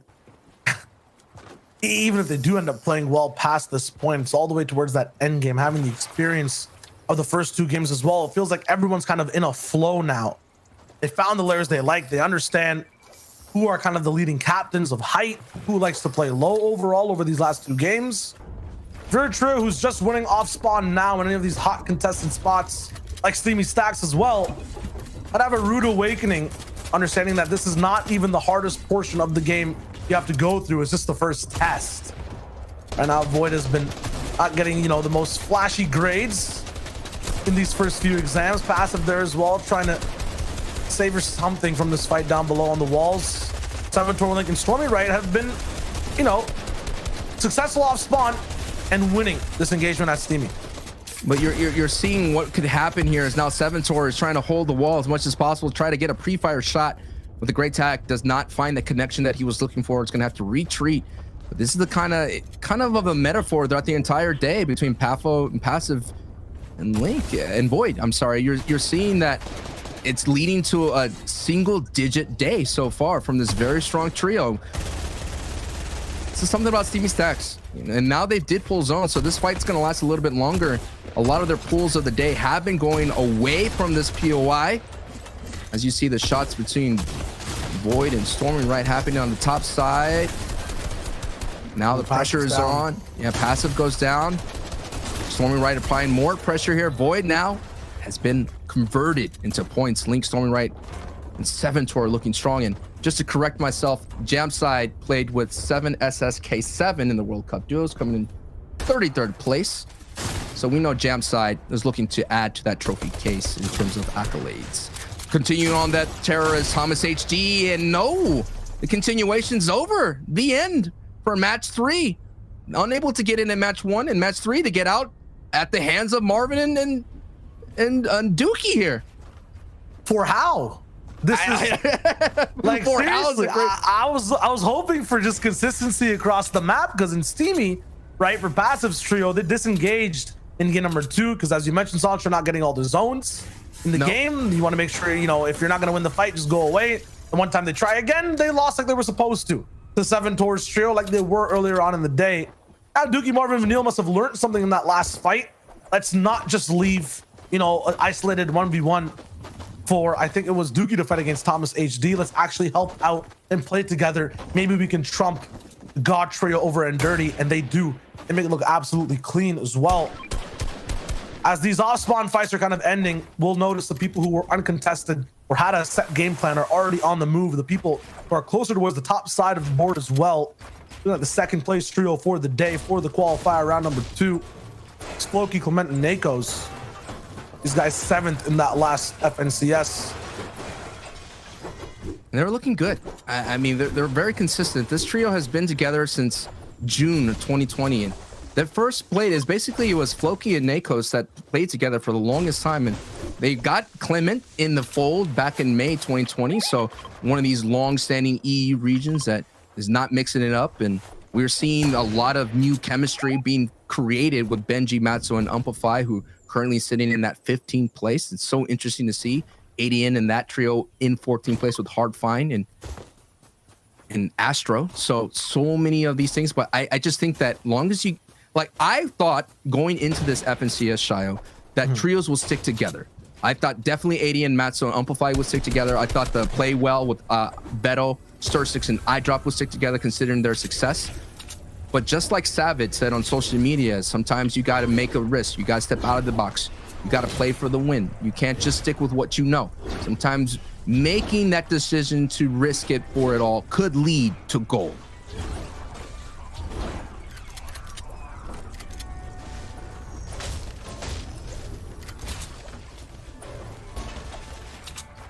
Always decisions to make. I also, you know, kind of expected that a lot of trios would stay together, but as soon as one breaks apart, there's a kind of trickle effect where another one needs to change as well if you want to make do and find, you know, a new squad to have in total.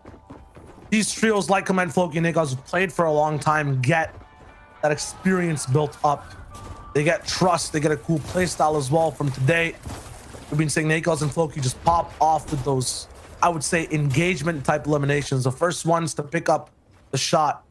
Reese mentioning Clement's kind of the most prestigious, or one of the most prestigious players kind of just in EU in general, making almost every single, or if not every single grand final since FNCS has been a thing. Past that as well, it just looks like it's Clement playing as a sturdy base with two long arms, that being Floki and Nakaz reaching out, getting elims and coming back. Yeah, tripod trio. But past that, a lot of names still trying to be built. Ogrechik, Mark, and Nifs look like they had such a good spot overall in that Slurpee zone we just saw a game ago. Ogrechik with the over peak as well, got sniped, unfortunately. It happens. I mean, we saw a stat, the EU region, 80% of their hits with that sniper. I mean, they're so accurate with it. And you talked about Storm Surge being a huge factor. When you open up that window and where you're over peaking, you're sitting on top of a build, it's sniped. They're not going to miss. I've known that fact. Pros do not miss.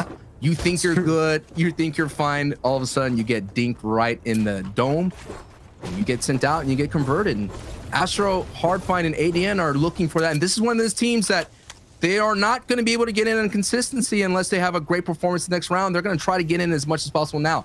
When you switch a trio, you talked about the, you know, trying to find new chemistries a little bit ago. That resets all your series points here for the FNCS. So Astro, ADN, and Hardfind are going to try to have to get into that top 10. And you're seeing right now, they're just on the outside of that. Just on the outside. Yeah, the first two games, a story for most trios, regardless of how your previous week went as well. It's kind of, you know, make those over peaks, make those edits, look and test the waters left and right. You know, with Ryu in the game as well, I can say, you know, play footsies a little bit with the trios around you. But once you get into game 3, right, once you're in this position and you're moving on to the back half of games overall, you're going to have to be aiming for, you know, what is that pedestal for you looking like? Where's top 10 realistically for your trio and the current spot you're at the leaderboard? That's the question everyone should be asking themselves. For Eclipse right now, watching him try to zip line over, you know, crane to crane, 24th right now, 6 total points. They haven't activated, haven't had a performance just yet. No chance to really say they're playing in these squalls so far. This could be it though, with this fight. An extra 6 points on top of good placement, they're going to be looking good, but Eclipse gets cracked immediately while trying to knock on that door. He gets slammed in the face, and now the fight breaks out in some grand fashion. It was a grand fashion indeed. What a flourish, what a style, what a kind of like a superhero entrance coming off the zip line, jumping in, now all engaged and holding on to the high. But they have to be careful as much as possible. As you see Trident going for that sniper shot, but this is what they didn't capitalize on it. They blew up the cards. Shio, you look disgusted. Shio, hit me with it. I don't look disgusted. I mean, you're shaking your head. I like the pressure overall these guys were putting down, but I've seen it in the last 2 games that Luci's played. They slowed down a little bit, Trident as well.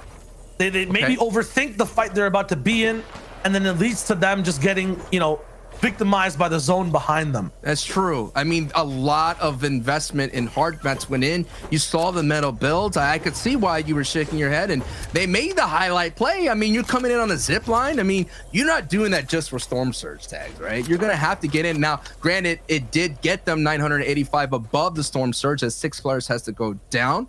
So they were able to make a little highlight Storm Surge play, but that's not something you could really clip and put it on the social side. Oh, you have to understand, Sancho, sometimes this game is decided by one build, by one shot. And if you misplace that in the 2nd or 3rd zone where these guys are now, those are the mistakes you're going to have to go back, review, and see that you make. Unfortunately, because of that play, because of even just 5 more seconds in that position of that all-in they had off the zip line, they're taking so much zone damage, are basically out of shields, are forced to chug splash just to survive the zone. And yeah, you're mentioning their surge damage looks good. Their position, though, and their likelihood of surviving and playing out game 3 just looks bad. And that is the ingredients that it takes to be a strong FNCS trio. And those ingredients are you going to need to be cooking at the right time to make that ultimate pie And that pie is that FNCS Trios Championship. And it looks like these chefs are all out of ingredients and they're all out of time, as now they're on the complete wrong end of this Stormhold, as Eclipse most likely will get eclipsed by the strong, I guess, Moonbeams? Neil that took them out. This the trio. These guys drop down to fight are the ones to have the better position, the better rotation, look back, and then pick them right off again. A nice revenge scenario right there. But what I did like from Eclipse overall in Trident is the selection of fight they took. It was nice and isolated. They took the damage down. If they fix that timing and end up doing that in the next game, it should be really good for their overall game plan. I like that part in total. I like this, Coach Shio here. A little positive reinforcement, a little bit, hey, you know, a couple of things you could VOD review just a little bit, maybe not expend a lot of the mats, but the action still unfolds and more trios are moving through, and Irez just misses one of the 20% of the shots that did not connect for the EU region, but what is connecting right there, Sabir, Jake, and Safik, and Irez had a great performance in the previous match, and now they're doing really well right now. Sabir, Jake picking up 3 elims. This Russian team now moving into Craig Eclipse, which was kind of ransacked here as much as possible. And this is what's so important for trios, is once you get into zones 3 and zones 4, you're not going to find a lot of opportunity to find loot. You're going to have to find it off your opponents. And that's the same time with refreshes in terms of material. You're gonna have to get that elim, get the materials from them or the siphon, but at the same time, there's not a lot of opportunities to farm up. As you've seen, everybody just eats it all up there, Shio. Yeah, 5th place for Safik, Siberia, and Razumi, but you have to imagine it does not feel good to lose control. These guys had such a beautiful display of height last game. They were almost a shoo-in to win overall, but then lost that fight in what I would say would be the 8th zone overall. People all the way up top now because of that fight, because of the overtake, are Skype, Falcon Lee, and Robabs. Just by 1 point, though, behind Floki, Clement, and Nakaz, who we're seeing just have, you know, stellar performances game to game. Yeah, and that stellar performance from Sapping Siberia Jake in round 3. They were able to get 43 points, the most in any of that EU region for round 3. 43 points. They had a 1st place finish with 18 elims, so they have it in them to pop off. And they need to pop off just to be able to get that taste out of their mouth of having so close to letting that victory royale slip out of their fingers. Yeah, still good placement overall, still good consistency over the day. They go right beside another trio, but oh my goodness, I think Irizumi got hit with an RPG. It's Benji fishing up by and Matzo up top with an explosive entrance and a welcoming that might not be appreciated by Razumi. Gonna go straight back down. These guys have 3 elims so far for this game, closing the gap between them. 4ZR, Nate, and Kha'Zix as well. And Snappy, who's right ahead of them too. We're just taking a look here as well. Craig Eclipse has produced the most wins out of any drop spot, which we just passed through. And now we have a new line created here by Zone 4. Zone 4 has created this another congestion zone here on the south side. And it looks like Putrick, Toos, and Zappy here are fully committed to that hype. Benji and company are committed to hype. They have that RPG landing in the Hydro 16. Coming into this match in 15th place, and Floki, Clement, and Nakos in that top 3. Looks like Storm Surge. Only 5 people have to go down. I don't think Storm Surge is going to be a factor on this rotate, because you're going to see a lot of people go down heading into the safe zone. And it's going to be dangerous locations here. Going to take a peek into the future. If this zone pulls any further north, you're going to have a lot of water to navigate through. So holding on to as much resources as possible on these rotations are going to be key. But it looks like Floki is stacked with a lot of floppers. He's seeing it. His inventory is just fished out completely. So no doubt Floki will be that man. So he's going to be very important for this trio looking forward, folks. Let's set this up here. If Floki goes down, that's going to kind of throw a wrench in Nakos and Clement's plan, because they're all invested into that heal off, so to speak. But heal offs don't matter if you're down and you're out, brother. Yeah, at the same time, it's kind of like a game of protect the Prime Minister with Floki, but he's the one on the front lines, needs no Secret Service to land the shots on the Dookie too. And Marvin's right behind him as well. But Neil, these guys were so good at playing a long-range game, but Floki goes down. And that is insurance removed. Now, Nakos looking absolutely naked. There's no chance for, never mind. Marvin all the way at the back. We didn't get to see the 2 elims pop off quick. Looks like Floki was just there for a little bit of bait. Question is, where can they really get that res? Is Steamy a possibility? I mean, that's what's scary about investing so much into that heal off, putting so much into that. You don't have a lot of like offense to defend yourself. Essentially, you're a walking llama, but a walking llama filled with fish. I don't know if llamas eat fish. I'm not a scientist. Maybe Reese and Levin may know. They're smarter than me.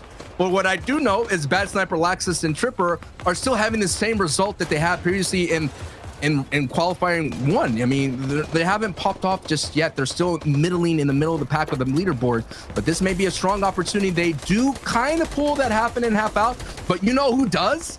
And I know who's there. It's Benji, Matzo, and Amplify. They're sitting pretty, and they have that RPG in their arsenal. So if anyone's gonna try to contest height, it ain't gonna happen. And at the same time, another person that's up there is looking like it's Tooth Patrick and Zappy, who's also sitting at height.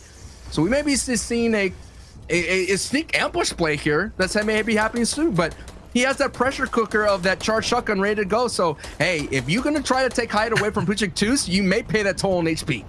No, it's about knowing your limits and knowing exactly what you're able to do. I don't feel like Bad Sniper, Trippin, and Laxus knew last week. Their first 2 games, both 31st place. Actually, the first 3 were all 31st. Now today a 5th, followed by a 16th. I think they know not to challenge height when Putrid Tooths are there, when Benji's in the mix with an RPG. They'll stick to the low ground. They'll stick to these box fights. Unfortunately, Bad Sniper will not stick around to see possibly the rest of this game. No, they'll have that revive there shortly. And still, a good rotation, slightly rough though. Tooth gets picked out of the sky while trying to move away by Pinke all the way up top. Unfortunate for one of the height contenders that could be there to challenge Benji, but at the same time could have just dodged an RPG game towards the end. And here we're going to take a look at the low ground. We saw what's happening at height. We know that Benji and company is sitting up there, but Steelix, Snag, and Heats are on low ground. But look at the elevation that all the low ground teams have to navigate. It's not going to be a clean layer. There's going to be moments that it's going to go up these elevations. And we already saw when it goes up even a baby little hill, that could cause so much pressure from the low ground team, and that layer switch could be deadly. But Tripper needed to hit that snipe, and they would have got that snipe. That would have been the green light. But that's just going to give that warning shot for Matzo just to pay attention just a little bit more. Yeah, for this trio right here, although things look good, Bad Sniper's back up. He has all the shields available, you know, to relive another chance at this game again. The issue is they use so many mats to basically get him up to kind of relieve the pressure. There's just 15, I think, on Tripper. It might just be 15 across the board for everyone. And if Benji chooses this trio to RPG, I don't think they'll have the defenses left at all for this to be possible. And they are in the front, basically. So more and more fortune is falling their way. They have 5 RPGs. Can they capitalize on that? As you already see the duo of Amplify and Matzo already pushing forward. So now Benji is going to take the role of a strong fragger and try to get as many beams as possible and discourage any height contestant with that RPG. But he's limited in ammo. Looking for opportunities to get that refreshes mat is going to be huge for Benji, and he's not going to be able to create pressure with this AR. He's going to have to rely on that RPG. At the same time, he's playing so many different roles. Not only does he have the RPG, he has to be the person going for refreshes with the harpoon. He has one of the best ARs. He has to be the person doing the most damage as well to anyone peeking around. This might be too overwhelming for Benji. The only way this actually goes bad is if these guys get overtaken and Benji's not looking at the right spot at the right time, but he finds a few materials. He has that harpoon to be able to make those isolated RPG plays as well, and he switches over to a purple normal AR, so he has that fire rate and speed, the close range versatility, drop down into these boxes, get close and personal. Here's another RPG harpoon combination on the teak. It lands. No damage comes through just yet. Midground gets affected once again. All the way on low, the Craggy Cliffs trio 0-2 with Hycris on the lead. And what's happening right now, as you can see, look at this shot here. What a beautiful overhead shot that's happening as the zone is going to push over old Bills. And you're going to see the chaos that's happening as you see Luke Boy and High Joe sitting at the front side of the zone. Lincoln 7-Tor sitting right in that middle of that. Zappy is really in tough trouble here, but at the mid ground, Cammy, Seti, and Teak were trying to contest Benji and company, but Benji replied with that RPG and shut that down. Can Benji shut down another trio? And Cammy and Teak and Seti, they're in trouble here. They're getting beamed down as much as possible, but the zone is now pushing up a hill here. This mountain is going to make things so difficult for everybody else, and this is going to play in big favor for Benji and company. Excellent zone control as well. Tayson goes up and gets shot down. A free prize one for Benji at this high ground circus. My goodness, these guys have excellent zone control overall as well. Benji shooting from back to front. Amplify and Matzo looking from front to back. There's no place to hide or escape from the pressure this high ground trio is offering up for free. And past that as well, every mid ground trio cannot actually fight box to box. They can't look down because they have to cover their heads. Benji's here to shoot, and he's still going forward. Just 3 elims so far, but they've pressured every single trio to go, pump up, be box to box. This is where they get all those elims. Matzo and Amplify picking up 2. Benji refreshing with the builds over and over. I'm not sure how Nightstick is still alive. He's kind of getting all the mats from these mid-ground trios trickling down, all the pressure Benji's creating. He finds other bouncers as well. He's looking for rockets though. There's just 1 RPG left. And the harpoon play is proving so fruitful for them, having only 70 AR, now up to 270, and that is enough for Benji, Amplify, and Matzo to continue sitting on the team. But Seti is doing a great job, like they mentioned at the analyst, staying in front of the zone as much as possible when these elevations hammy. Cammy, Teak, and Seti are doing really well, considering that they ate 2 RPGs to stop their height retake now. It's all in the hands of Matzo, Amplify, and Benji, a trio that literally just formed a week ago, playing the Cypher PK Cup for crying out loud just to get some reps in. RPG. But here they're getting that RPG in and the ultimate rep in here of match 3 of the EU side of things. And now Benji's giving the green light to go down low. Vortex is getting the beams. Amplify is here to back up Benji, and they get that victory royale in the 3rd match trial. But what a textbook performance, and like you mentioned, zone control. Walking away was 7 elims. And my, oh my, going from 15th place, no doubt that's going to push them up that leaderboard, Shy. Talk about shutting down any possibility of anyone thinking about touching height or getting to play Fortnite, right? Benji basically got to play by himself with Matzo and Amplify. That was a free game entirely, and just perfect play from height by that trio. Unbelievable. And just to think that they just literally got together in less than a week. But we've been together for a long time, and these boys who literally got put together, and for this FNCS trio, let's go ahead and get it to Zeke, Reese, and Levin. What you guys got for us? I mean, is there a better trio? No. I'm looking at these two. There it is. Guys, we sat here this last game and we were just talking through that last game. MVP is 100% the harpoon in Benji's inventory. That was the ultimate game changer, going from literally 70 medium bullets to 300, all because Benji had the awareness, was calm, and he's like, look, all I need is to find elimination, find the resources that I need. I don't need mats, and we can close out this game. Textbook, Reese, textbook. Yeah, like most of the time at the start of the season, we weren't really seeing the harpoon being used to its maximum potential, right? Teams are just running triple snipe. It's a lost cause of inventory having 3 snipers in inventory. So now people are really utilizing that harpoon really, really well. And you can notice that, just as you said, he was prioritizing using it on ammo and not materials, because they have enough materials on high ground to keep them moving. They just need to get that ammo to pick up the eliminations and continually pressure the players down below. Have you guys ever tried to join a house party room and like you're just locked out, like you know, nobody wants to let you in, you know, everyone's having a good time without you, like the RPG is sitting there in Benji's inventory, like just waiting for its time to shine. Like the harpoon was just getting so much love, and rightfully so, right? Because the harpoon ultimately, you know, as much as they have the rocket launcher, the harpoon is the win condition, right? The ammo that he was able to be able to pick up through that, the mats he was able to use to actually be able to retain high ground with, that was so crucial, right? And ultimately, right, this is what we said in the pre-show, right? If these guys landing at Hydra 16 can get an opportunity to use that RPG, they're going to win a couple games, surely, and they did. Yeah, and you know, Skype, Falcon, and Romabs moved their way up to the top of the leaderboard there. You know, we didn't see much of them there, and they still managed to get 7th with 4 eliminations. So managing to get some placement points, but also 4 elims, that's 8 placement points total, keeping them in that first place slot, 16 points ahead. Taking a look at the next page, though, you can see here they've been able to sneak their way in 7th place, Amplify, Matzo, and Benji. Great stuff all round for them. That's going to give them the confidence moving forward, right? We talk about how these guys are a newer trio. This is the boost they need. Taking a look at that next page, though, Reese, you can see Kiriashi, Jamside, and Fury in 11th place, just on the outside, just on the cusp. Yeah, they're just on the cusp, but like these guys off spawn have been really, really good since they switched over to going to Lazy Lake. You know, they've been winning those last 2 games, but so they, you know, they managed to be consistent on their eliminations. But again, you know, they only end up in 14th place that last game, so only securing themselves 3 placement points. And, as we know, it needs to be a lot higher than that. But some of these zones are really, really tough for these teams. Like, that's a tough rotate to go all the way to the northeast. And the game before was all the way in the southwest. So some really tough rotates for some of these teams, definitely. Yeah, man. And guys, don't forget, we got another 3 games here in Europe. But you know what? Right now, I need a siphon. So the best trio, we're going to step away and go to a break. But when we return, we'll have a siphon. We'll have the next 3 games of Europe. And of course, our cast will be back to cast all the action. So get up, go get hydrated, and we'll see you after this.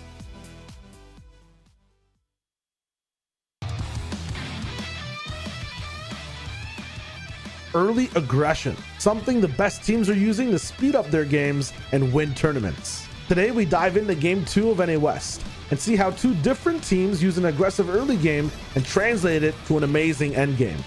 I'll toss it over to Resub to break down team number 1. Team number 1 is Favs, Wavy Jacob, and Jay, the first place team from round 4 of Qualifier 1.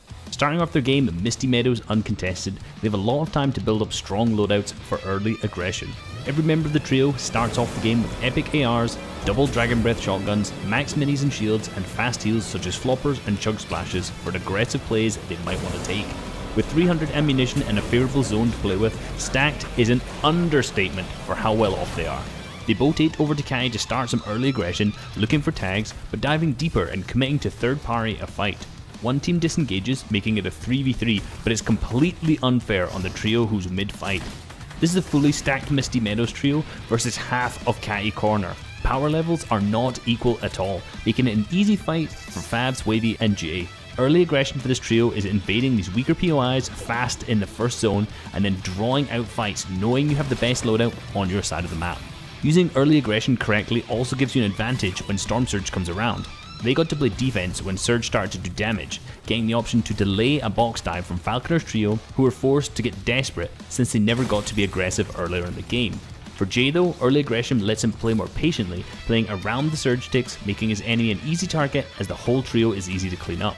The earlier Kai fight also netted them peppers, which helps them get through every circle's rotation, and now they have 12 elimination points, stacked items, and about 500 AR ammo per person to put permanent unstoppable pressure on every trio around them. Uncontested methodical gameplay from Favs, Wavy, and Jay. Completely different story though for the second trio we're focusing on today, Reet, Macon, and 40R Storm. Already contested at Hydro 16, they focus on starting fights with big damage. Although Reet goes down, Macon gets the trade, and by now you can see the difference in early aggression. This team is more about starting the fight at a high speed and staying there, going all in, finishing fights fast, but taking a lot of damage in the process and having less shields overall post-fight. With this style of aggression though, they force open opportunities no one else on the map can, going right through trios instead of playing around them. That beautiful sniper shot from Macon gives the trio a completely isolated fight to engage. And either way, it's Reet's team, so you know they're going to follow up on a fight. The pressure starts fast and doesn't slow down. The opposing team has no chance to heal up or build in a proper defensive way to buy any sort of time. This forces that team to make an all-in on Macon, which he survives marvelously in the 50-50. 40 yards in the fray too, playing off of the pressure his team is creating, finding a neat angle to enter the fight and just keep the pressure up on every opportunity.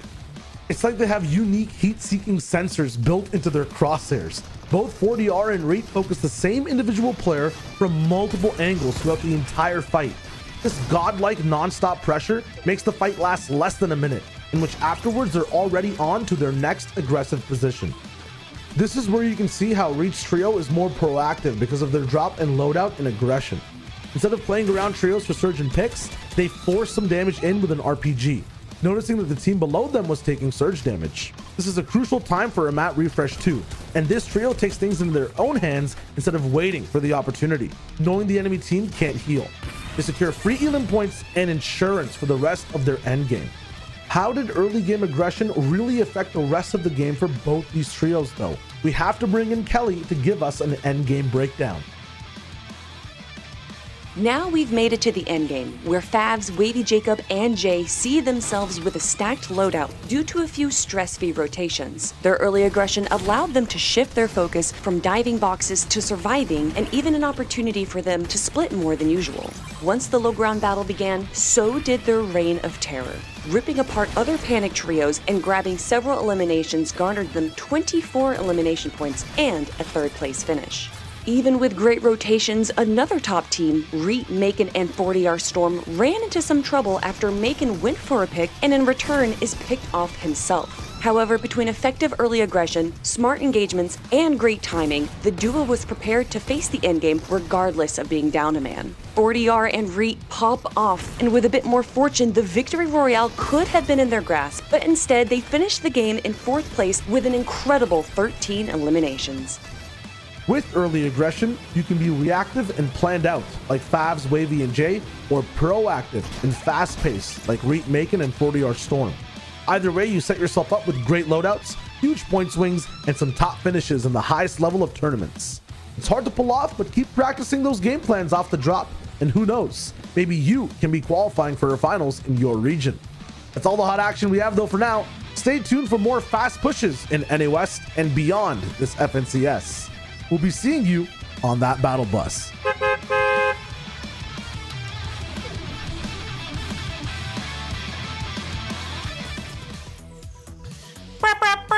Welcome back to the Fortnite Champion Series. It's your favorite trio, the real FNCS champions. Really mostly me carried by these two. And guys, that battle bus beep beep is not only for the return, but it's time to get back into the action. We're kicking it over to Sanchois and Shirewager for game number 4 here from the FNCS. From a trio on the desk to the big duo in game, Shirewager, Sancho West are here. Almost put an H on that S. I understand Zeke's problems now with the names. It happens. It happens. But man, we're past the halfway point. This is match 4. This is where things are, they're looking at the leaderboard, and if you want to call it a threshold, sitting at 50 points, and that's going to be held by Link, Stormy Right, and 7 Tour. You're looking at Snag, Heatsy, and Steelix with 59 points. So they're just above that. Looking pretty good and pretty well at the moments here.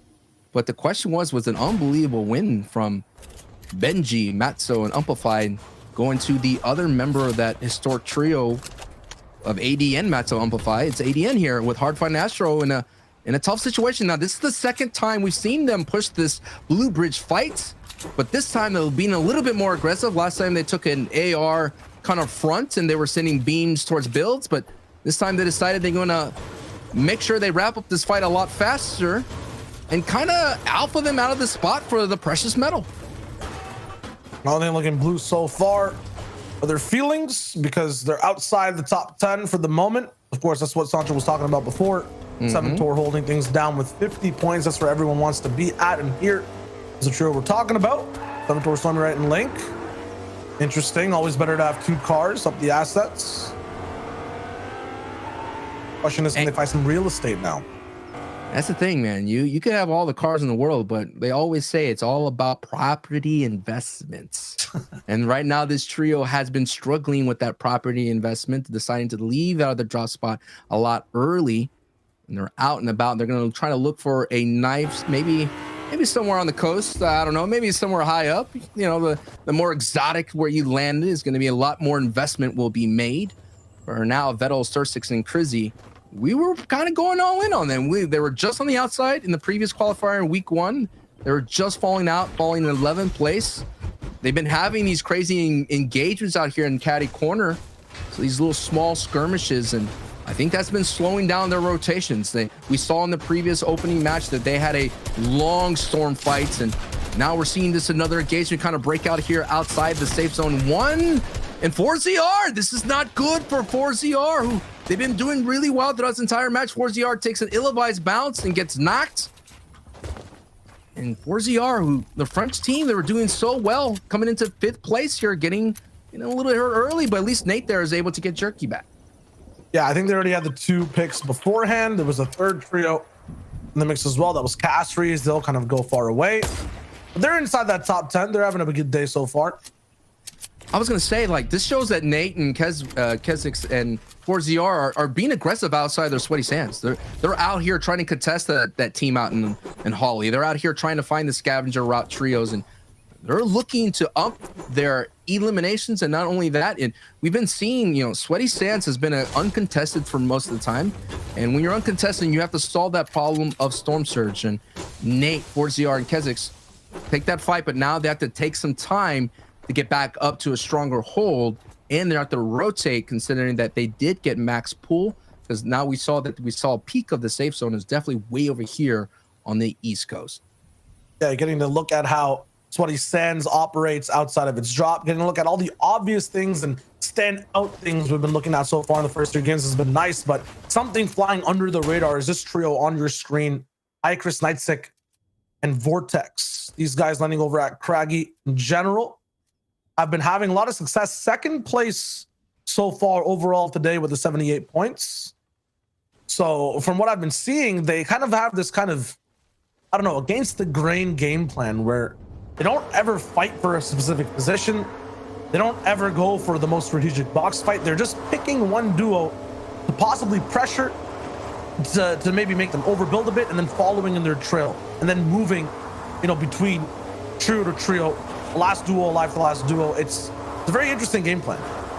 And we go from an interesting game plan to a solid, true game plan from Cammy, kind of rocking the Cammy split. And we've been seeing how aggressive they can be on the rotations, ending up all the way north and south. And right now, they're just like a couple of good old boys riding around the truck right now. This trio definitely formed back in December 2020.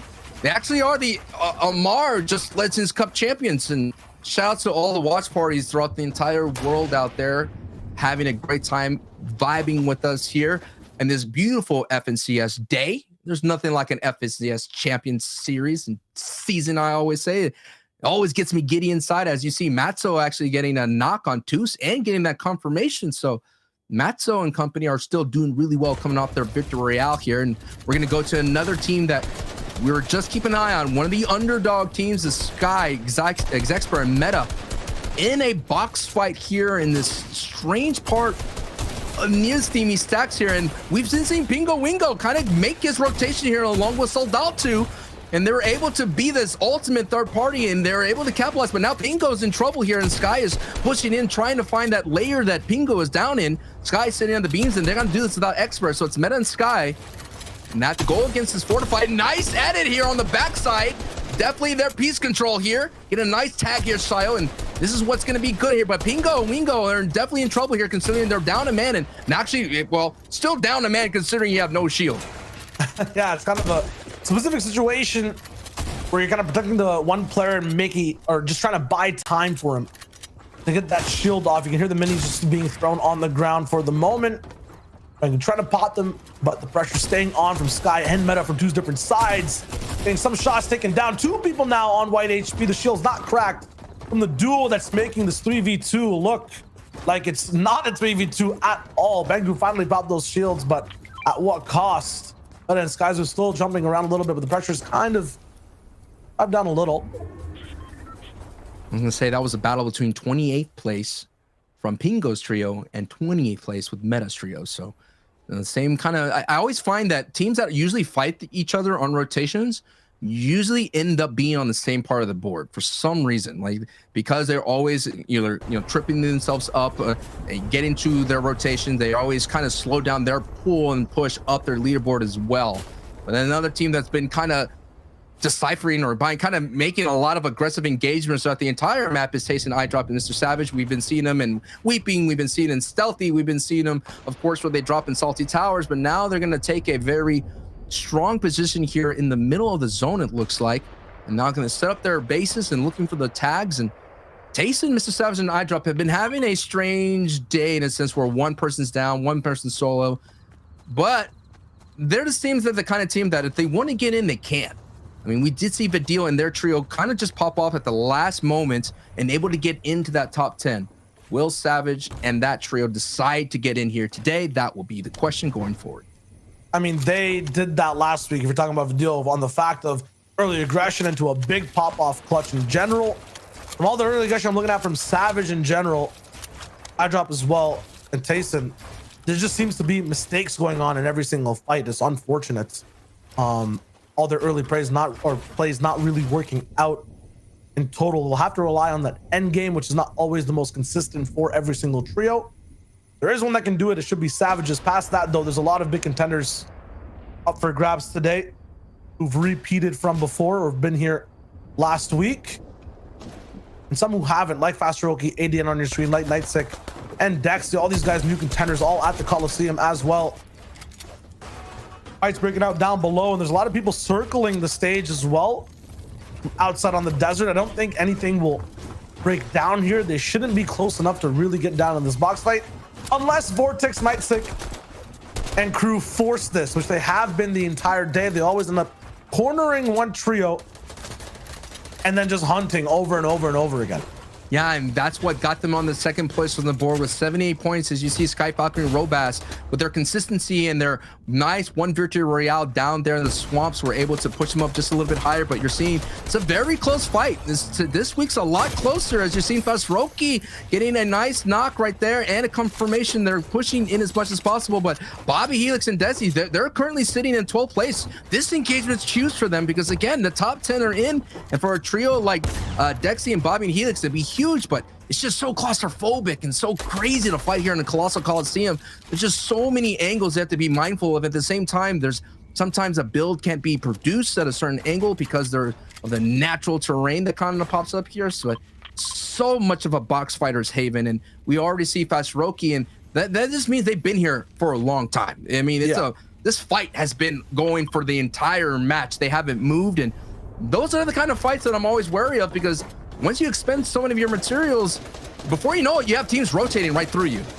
Yeah, it's an ultimate brawl, but definitely not their final destination, so to say, in that Coliseum. They will have to move as the zone is kind of further away.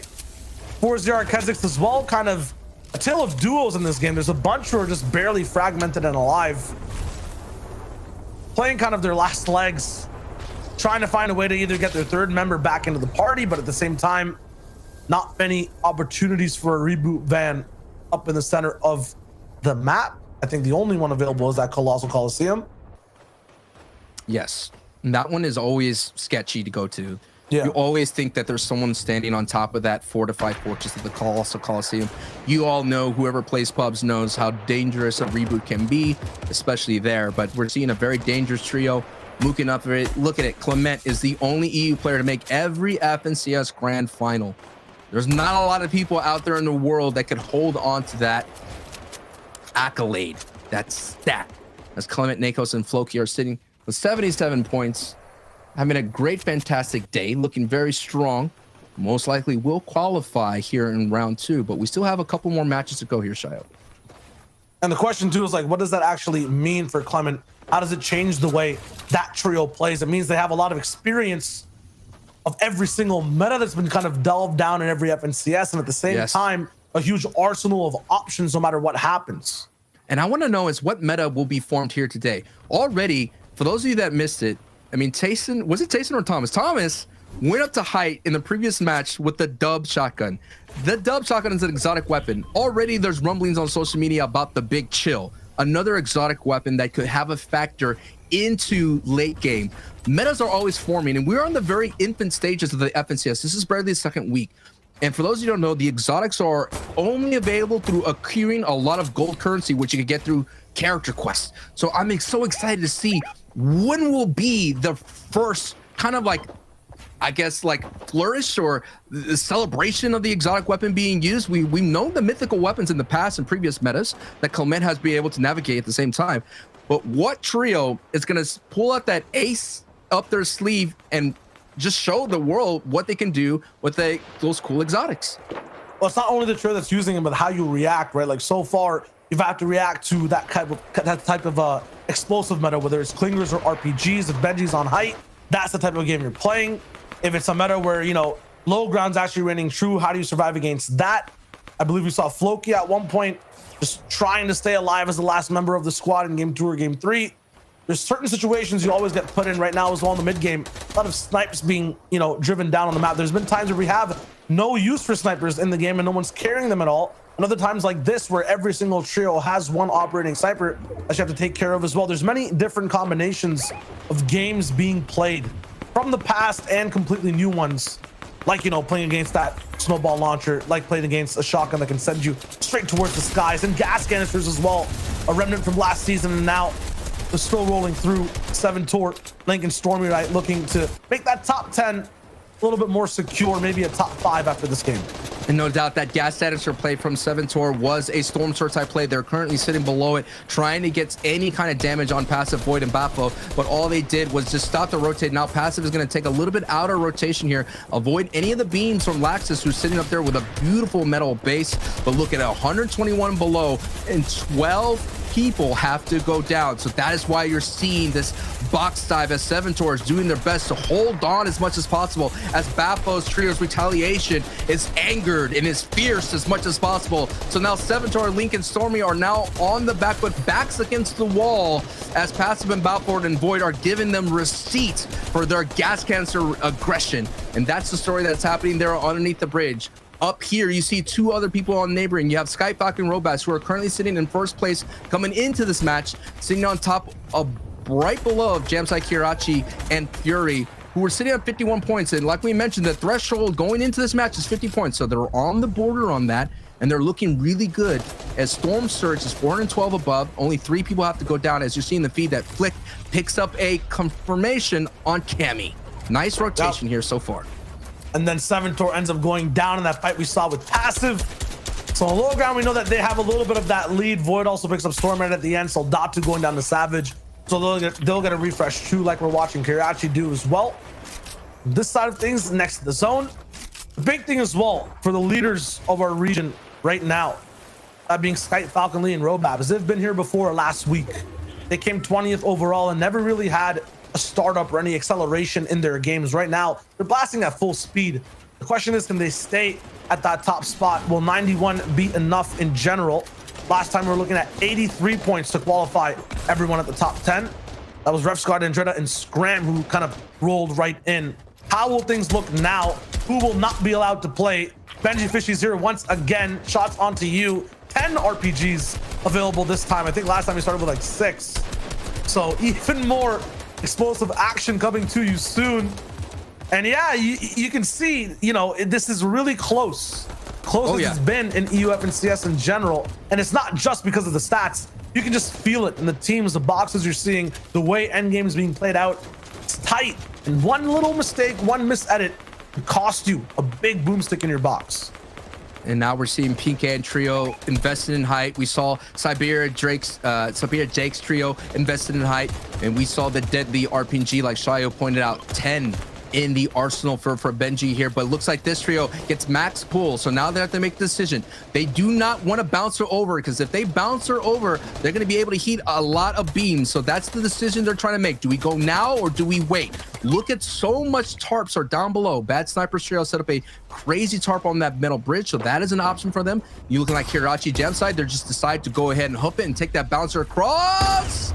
No beams, but they get a nice little mid layer, and they're gonna have to work their way over. They're not done yet, but that rotation did call Jam side, as down goes Jam side. And now we're gonna take a look at the rest of the rotations happening from all the other trios here. You're seeing a great tarp that's being held by Void in that trio, as Anas, Flick, and Thomas are going to go ahead and bounce her right over. Now you're going to take a look at height and Fury, and actually they got up Jam side. What's happening at height?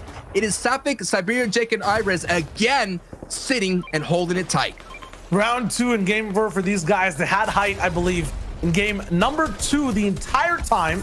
We're all the way up top, but in the 8th zone got taken down by Robabs, Falcon Lee, and Skype. So we'll see how they handle off things this time. Kiriachi, though, is going to be moving in with Jamside. Fury still alive. These guys are very aggressive for every single box, but don't want to drop straight in. Benji's found an Elam as well, so he'll start to move up the ranks. The question is, how is everything looking on low? Void is still stuck down there. This time of fight, he can't win 3v3. He goes down. Bad Sniper stays alive. Razumi has the beam so far on the second layer right below them, but it's a full metal base that Tayson has the defense to play with. it's not going to be that much of a problem for him to defend against those shots. They move over towards low ground as well. Storm Surge is taking 2, I think, onto Nakos, which is actually really uncharacteristic for that trio. Bad Sniper going down below 2. Flick picked up that elim. Now Kiriachi, a few stumbles on moving up towards Fury and Jam side, but they're still alive. And the question is, who's going to be able to survive this colossal Coliseum? This is going to be a very messy fight. 4 to 5 builds, a lot of places where you can't break into, Shia. It's going to get crazy. Every single trio enters the ring, and there's definitely some ring leaders all the way up top. It's going to be so difficult to take over height. It is connected by just a few ramps, but they're just shooting down so many AR shots. It's difficult to look over and up. Castry, Felix down, Pinke, the last alive. Surviving just barely by the skin of his teeth, and past that has to have another max rotation as well. Flick is popping off with an Nos on low ground though. Safik picks up Floki. So it's now just Nos and Thomas. We'll see exactly what happens there from that side. Flick is there too at some point. Floki's down though, all the way down below. And just like the gladiators of the past, it is going to go down at the Coliseum. So much action as you're seeing a Nos going down in the feed. You're seeing Heaty go down, Sursix go down, and Siberia, Jake, and company are looking strong, and they're looking mighty, and they're sending down their beams towards everybody else. This zone is going to favor height, but at the same time, so many catacombs are being created, and so many places for people to hide. That means that's going to lead for anyone that's down below to pick up some box fight elims, as zone now is pulling north. So can Safik and Siberia, Jake, Iris, yes, you're having height, but you're missing out on a lot of elims.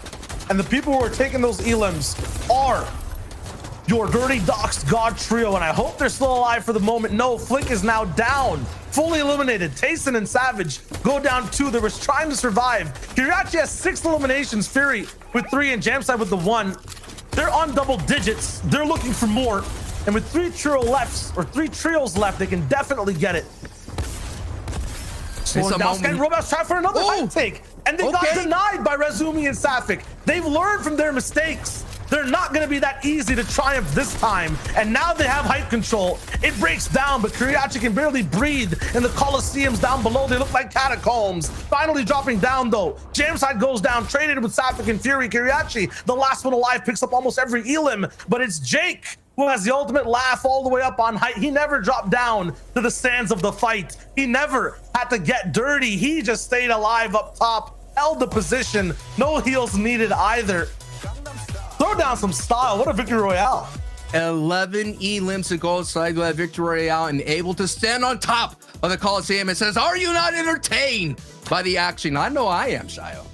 I'm entertained too, but that was all the action. There's a ton to break down from there, so we'll have to call in Zeke, 11-2K, and Resub to break it all down for us.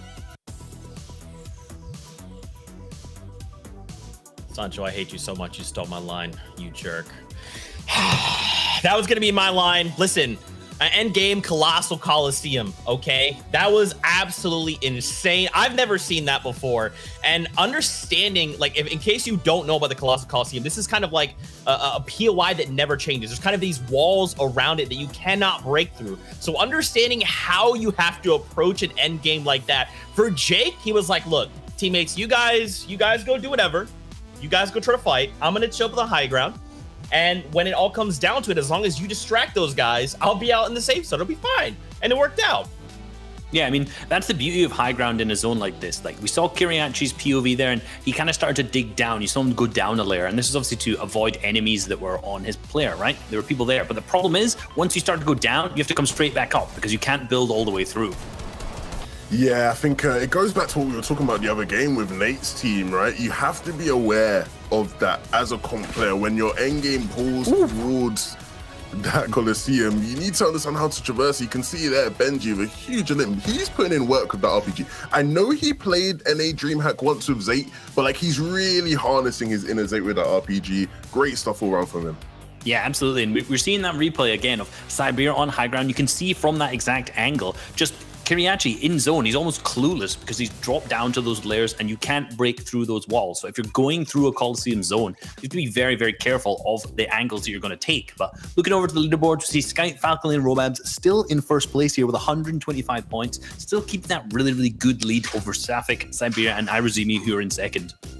Yeah, they've been putting in some work. Look, we were talking about how it's, you know, a great day for France. It's clearly a great day for the CIS region. Like, they are putting on the show right now. I'm super impressed though with Benji, Amplify, Matt. So we talked about how, you know, this is huge for them, right? They have no series points before this weekend. This has to be a weekend where they make top 10, and they are doing just that. Like, I'm really excited to see what these guys can do moving into semis. As long as they can retain this, right? Of course, I don't want to speak too soon. Hopefully they can retain this moving forward.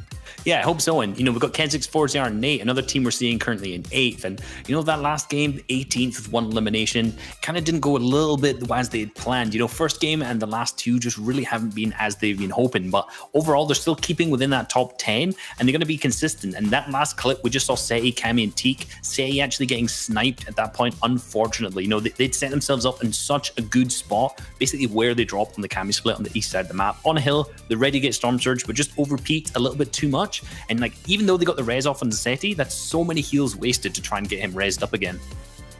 Yeah, you can see then 14th Laxus, Bad Snap, and Trip. And I want to note on these guys, right? Obviously, last week they were actually in round 4, did not have a great day by any means. They were losing out on Salty consistently.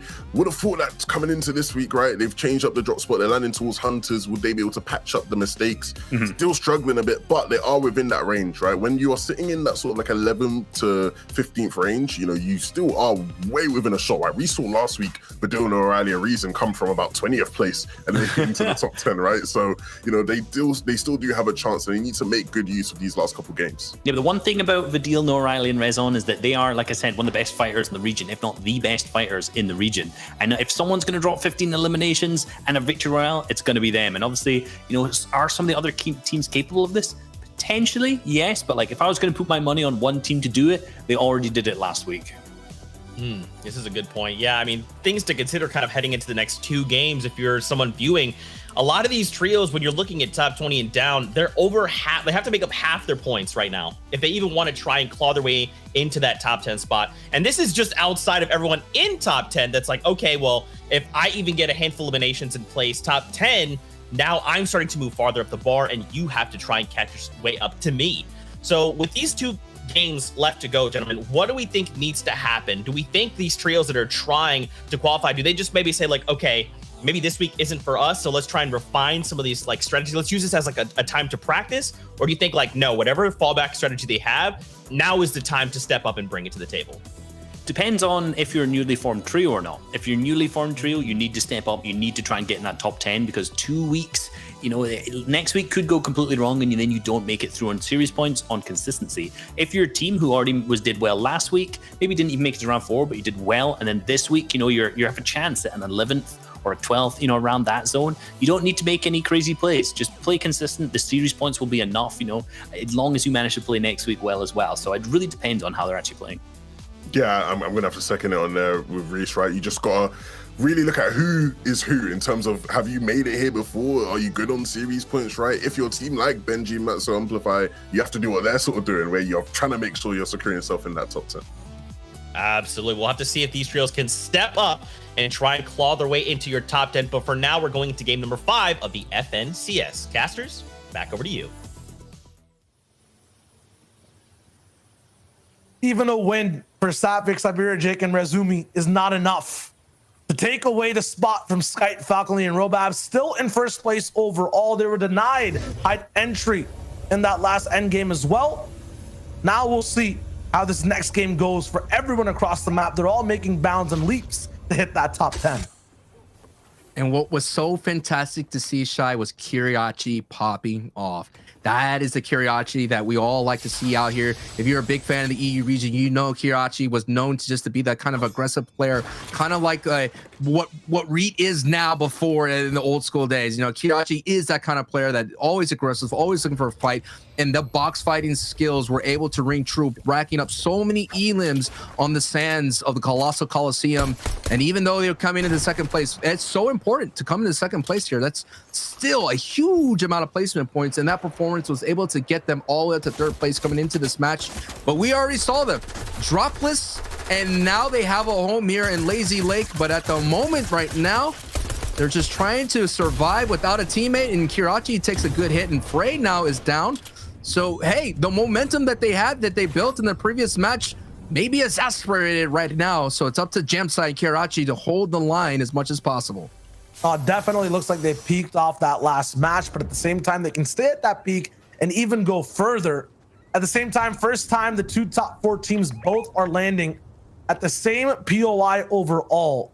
So we'll see exactly how it works out. Usually I feel like you can get away with it at Misty overall and let it be, but now it's like, you know, it's across the map where you're looking at Lazy Lake. It gets a little bit more difficult. All those top points are coming from, though, not only off spawn, but end game eliminations as well. I believe 52 of the 92 points that Kirachi has overall are all Elam points. So more than half at the moment are coming through from that aggression.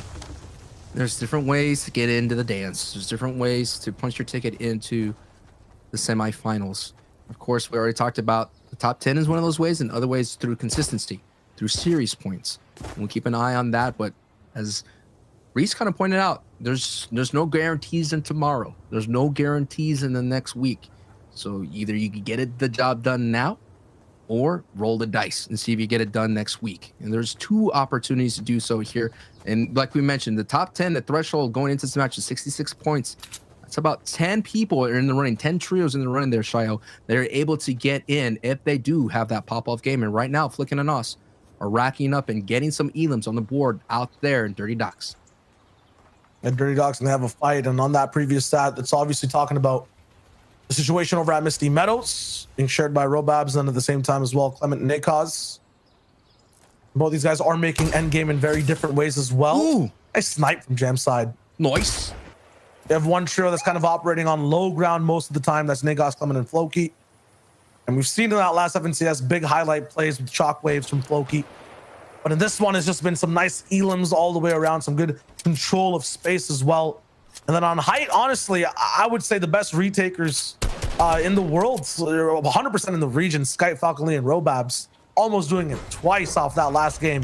In the Coliseum too, that's very difficult. Here's that fight though we were talking about at Dirty Docks. It's been so strange, both back and forth. What looks like one of the strongest trios at this POI are going for it. It's absolute disrespect. One player left from the opposing trio. I think it was, Vanille 100%. He gets pickaxed down. Is that not a message?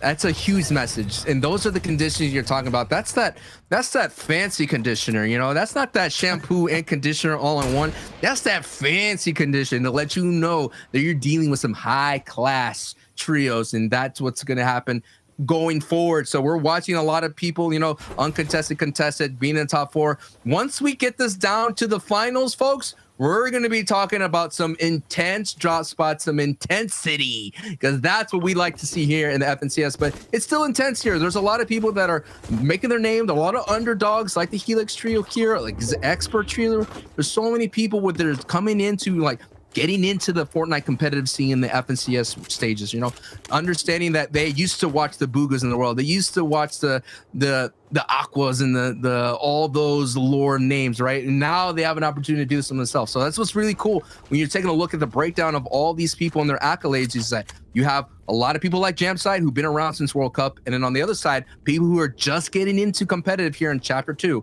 And that, to me, that's wild and that's awesome.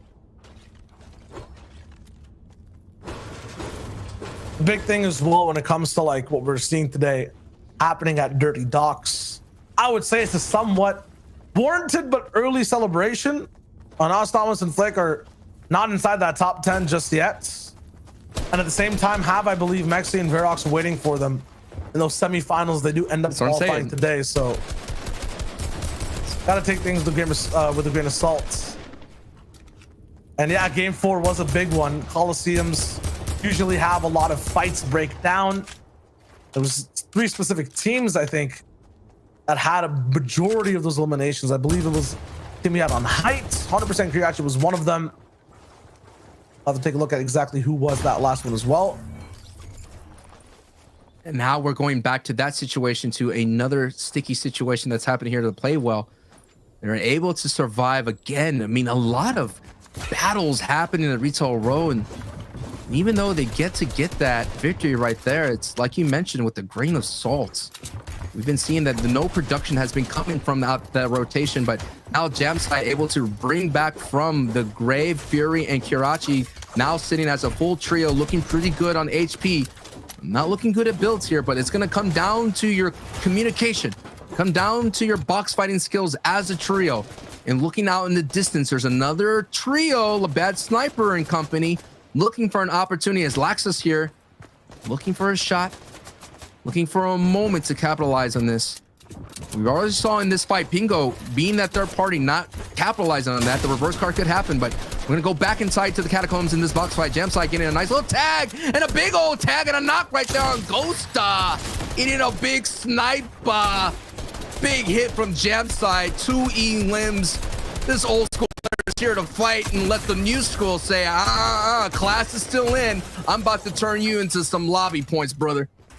Easy clap for him. 98 points as well. So furthering their lead in the top 10, climbing for third and hopefully first place soon. We'll see Bad Sniper not staying behind and going for those third-party types of tags. He's going to get up close and personal with Jamside. Fury has to shield up here fast as well. It's going to be difficult for them to break into this box. I'm not sure what the game plan is totally for Bad Sniper. Not sure why they need this entirely. Might just be a desperate pull for Surge. They still have time to go for tags. Astro, meanwhile, going down across the map to Night 6 trio. Both ADN and Hardfinder also wiped from this game. I'm just taking a look at the... I was trying to answer your question. I'm taking a look at the board. I mean, they're just outside the top 10, 14, and they misstep right here in that engagement. That's going to be bad news. You already talked about Jamside already sitting in the top 10 so well in advance. So I think that's just, you might be right. Surge might be that play right there, but now we're going to another skirmish here outside the storm. It's Benji, Matzo, and Amplify making the rotation away from Hydro 16, going into Slurpy Swamp, and we've been seeing the highlight in the showcase plays from Benji with that RPG. Well, look at this battle between some underdogs of Noobs Milo, who've been having so many skirmishes out in the blue bridge from ADN and Hardfine. And they're saying enough is enough. They were able to hold down that bridge, but as now we see the rotate is going to have to go through with the vehicle from Benji, Matzo, and Amplify. And 81 points, a trio trying to get in through a top 10 route, understanding that all their points got resetted because they switched up with trio. So a new rule implemented here in the FNCS trio, so it's so fascinating to see that. But I was looking out to see if the harpoon was still near Benji's inventory. Of course, it's still there, so the combo stays alive. All right, now we're seeing some more of the new school Milo, Cisse, and Noobs. 37 points already. The threshold is around the 50, so they got a lot of work to do, but it is possible they could go ahead and get that pop off. Now we got some box fighting here, looking and poking and prodding. The footsie game, so to speak, happening right now, and a big tag that's happening in the backside.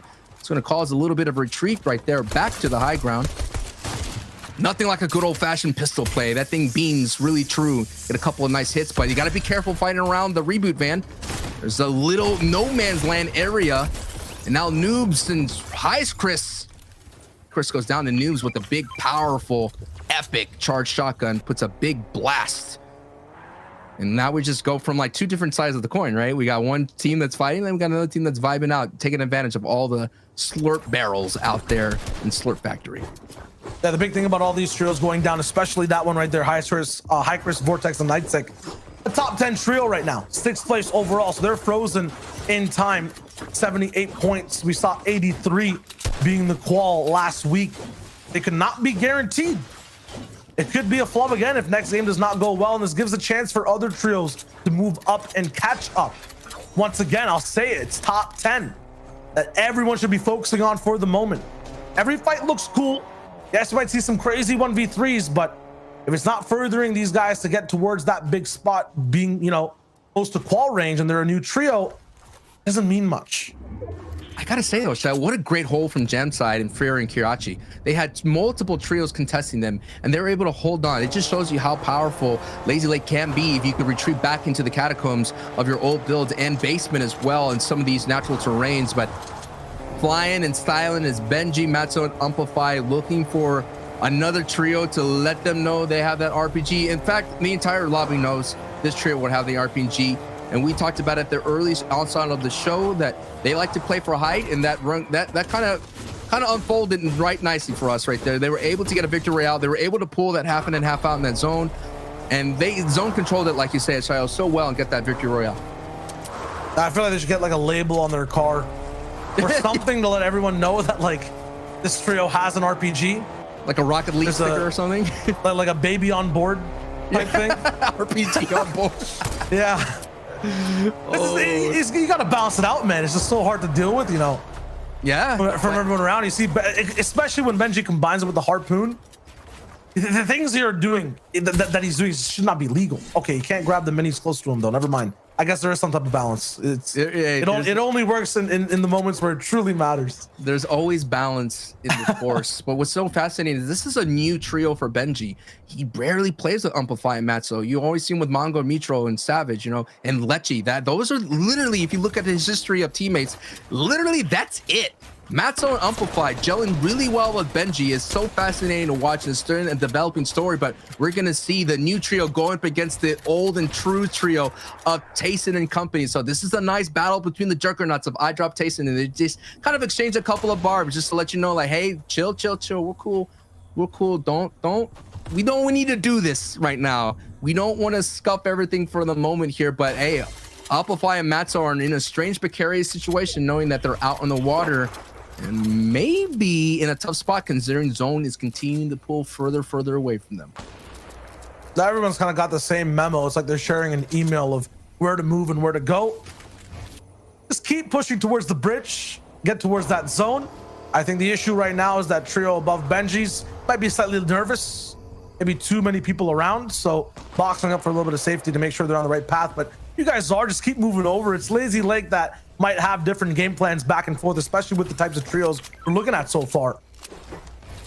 Right now on the top side, the top 5 you can see on the left side of your screen, we don't see many of them in front of us except for Kiriachi. The way they're playing isn't the most orthodox either. They're pushing box after box. I mean, it's orthodox for their game plan. All they know is push, and aggress. I guess Benji is also kind of playing off that vibe as well. Now just 2 rockets to play with coming into this end game. That's going to be a little bit trickier. Definitely a power kind of play to make, but won't have that many opportunities to really push that button. And you don't get a lot of RPG rockets out the outset. You literally have to earn your way to that. I mean, there's somebody out there that's feeding the RPG monster, that's feeding this RPG baby, right? All of a sudden we see them in game. They got about 5 to 10 RPGs, and that baby's out there like the 50-foot baby, destroying all builds left and right like Gojira. I digress. Matzo, Amplify, Benji are now trying to be the new titans of the trio world in the EU region, trying to take down other huge titans. And this is important. They have to get in the top 10. Who knows if the chemistry could come apart? Again, this is only just a week old.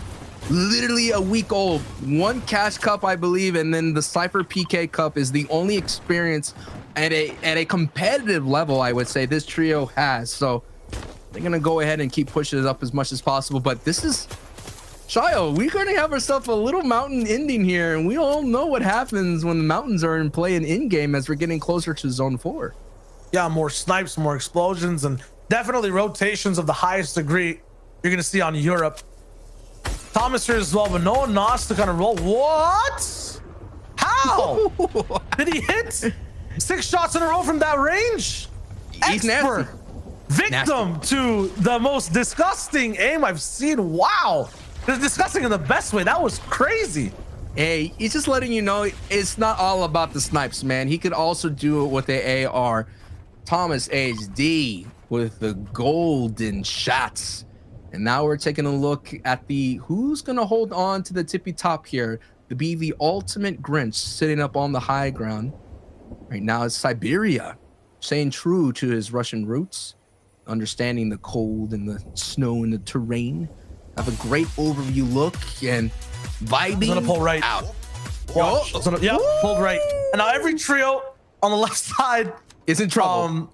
It is in trouble. And maybe I know where zones go. Don't ask me about it again. You know, let's not dive too deep into it. But these guys are in trouble. It's pulled to max and it's going to pull max again. I guarantee even goes even more right after this.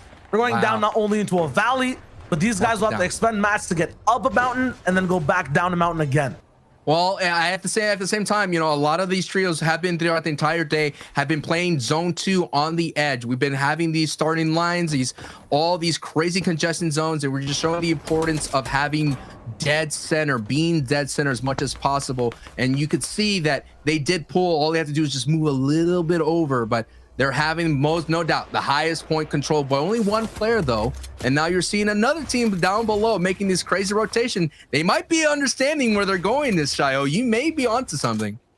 There's 2 options right now. You can either be a goat or a rat. So you can kind of climb this mountain on your hoofs, right? Like goats do at the same time. You could also be Benji Fishy or goat. Haha. Okay. Nice joke. But past that as well, you could be a rat on the low ground and really expend time overall, kind of burrowing beneath everyone's builds above you, electing not to go past this mountain.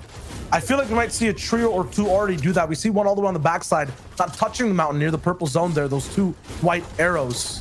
But in doing that, you'll kind of be put to the test of time.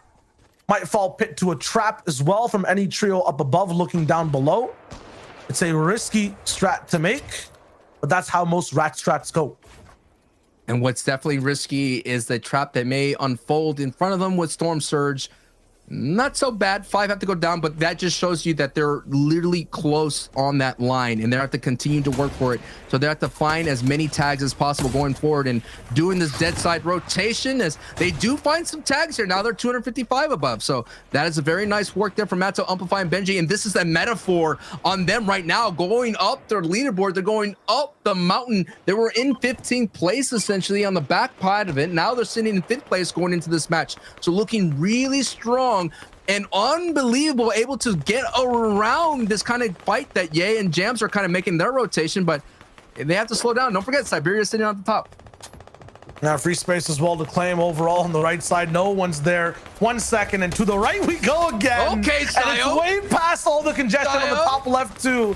That's gonna be so difficult. Benji's also kind of from the outside in looking, you know, they're kind of cool at top 5, but if they do slip up in this game, once again, last week's score was 83 total points. They could be on the brink in game number 6. We'll see how things go so far, but right now everyone's gonna have to emigrate to this zone, leave their home behind. They start to, bouncers being thrown over and over again. No one here so far is looking to beam those bouncers just yet. Siberia is not in position. Finally, he is now. Could go for some shots, but you got to remember, snipers are still in play. If he overpeaks to go for some beams, it could spell disaster. You're talking about everyone trying to find that Fortnite dreams and chase that height victory royale. This is what they're doing right now, Shio. And the big thing too is, you know, like Siberia and Benji right on top of each other back to back. These guys are in the top 10. The majority of trios moving in right now are trying to qualify. They're kind of being gated behind all these shooters who are already based up inside the top 10. They're making sure no one takes away their spots for qualification. Nankos is right there up top. He gets beamed hard. Metal builds to relieve the pressure, but will it stop the pain? And we're seeing Zappy and Patrick and Twos, who had a very great start to the day, are slowly slowing down as much as possible. Now they're coming into this match literally on the cusp there on that top 10. So they're just above that thresh that we're going into. But as you mentioned, people are accruing points in Sapphic. Again, what a great, phenomenal day for them. For if their game plan has been getting hyped, they have been executing it very well, only having 1 slip up. So Siberia and Sapphic and they have to do it as a duo, so they lost Irez, so that's gonna be a little bit more difficult for them. And considering that you mentioned Benji's sitting right below them, right below with that RPG, only has 2 RPGs, as Mr. Savage does confirm gray in the feed. So as it goes back up, so this is gonna be another huge advantage for Siberian Sapphic, understanding they could go right back up the builds, but at the same time, Shayo, I'm concerned being down a man. Yeah, and while these guys have height on a mountain and have to do it with a duo, it's a tough kind of road. You have to look at the mountain that every other trio is trying to climb right now. Oh, I got getting into that top 10. They're up top. Savage down low has picked up another Elim. We know the 6th place of Icarus, Vortex, and Nightsick is frozen in time as well at 78 points. Opportunity for Savage to break into that top 10 and steal some spots with Taste and an eye drop. We'll see how that goes. Benji now still 2 rockets. He's been patient so far. Pretty soon he's gonna start letting loose. These guys are moving straight all the way up high, and he's broken the connection. There's nothing to kind of stay down on. The harpoon there too. Siberian Jake actually stays alive up top and has a connection to the mountain. Still, the aggression pushes forward. Lax pocket rocket available for Benji. Hasn't found the time to reload yet. And they get all the way up. They have height, but if you so much to get up here, how long can they actually hold on? At the same time, that harpoon almost cost Siberia's life. He literally got harpoon back to build. Oh my goodness, right now the zone is absolutely vertical. Everyone has to move up this mountain. Siberia does find one pick on your bottom right. Benji is all the way up top, but there's actually bodies climbing over bodies right now. There's different trios sharing boxes, Sancho. This is really messy. Yeah, and Siberia right now is going to have to, oh, down goes Siberia, but looking at the top right, when going to get a closer look, it is Benji, Matzo, Amplify, who've been doing some very great rotations. Dead side, now they're holding on. True, and a big-time RPG, knocking down the shield, but can that RPG ultimately cost Benji a lot of position? Now Benji's going to have to pay the price of that RPG. He's going to go through some builds. Vel gets hit in the back, a couple of tags, gets knocked by that. Actually, Benji didn't get that knock. It was actually Trader 7 that gets credited that. And Vettel gets the knock on Trader, and that was actually Benji that does confirm and get that. So Benji now reunited with this trio of Matzo and Amplify, and now they're going to send down the beams. Nakos goes down. Floki, no doubt, is about to go down the storm. Zappy has an opportunity to hold on, but Matzo and Amplify are now going into the ultimate aggression as Benji is now being out in front. And you mentioned the vertical zone is taking so much out of everybody in the lobby, but you got to be careful. These guys are high up, but they do have bouncers that things can kind of sketch. One rocket in the RPG. There's only about 2 trios left. It's a 3v2 situation, and the moments is just a matter of moments here before the second victory royale that's about to happen. And Link is holding on as much as possible. Stormy right now is down to it, and this could be huge. At least, I don't know. I mean, make something happen. Maybe make someone think about it, but no, it's all going to be wrapped up with a nice bow for Benji, Matzo, Amplify. There is no question here, Shio. There's going to be a GG very shortly. There it is, GG. One more because we still have one match to go, but that's 7 elims and a masterclass of executions of rotating on that mountain zone. Hey, season 7 called, and Polar Peak says hello once again, basically, in the way that last zone played out.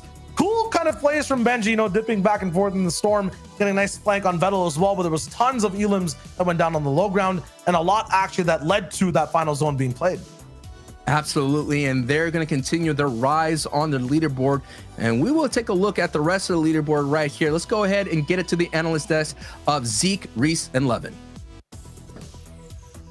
Thank you guys so much. You're killing it right now, gentlemen. Grandfather Mountain, he always claims his toll. And what I kind of liked about this game was we were kind of talking in the back, and Siberia goes for the high ground. And this is kind of the first game where Benji's like, look, I've had enough of this. Okay, Siberia, you're a problem. I've got an RPG. It's time to shut it all down. What I was going to say is, you know, the players that position themselves well in this zone were the ones who really came out on top, and that was Benji's team. You know, we saw that that's such a vertical zone, and all the teams who dropped all the way down to the bottom, huge mistake.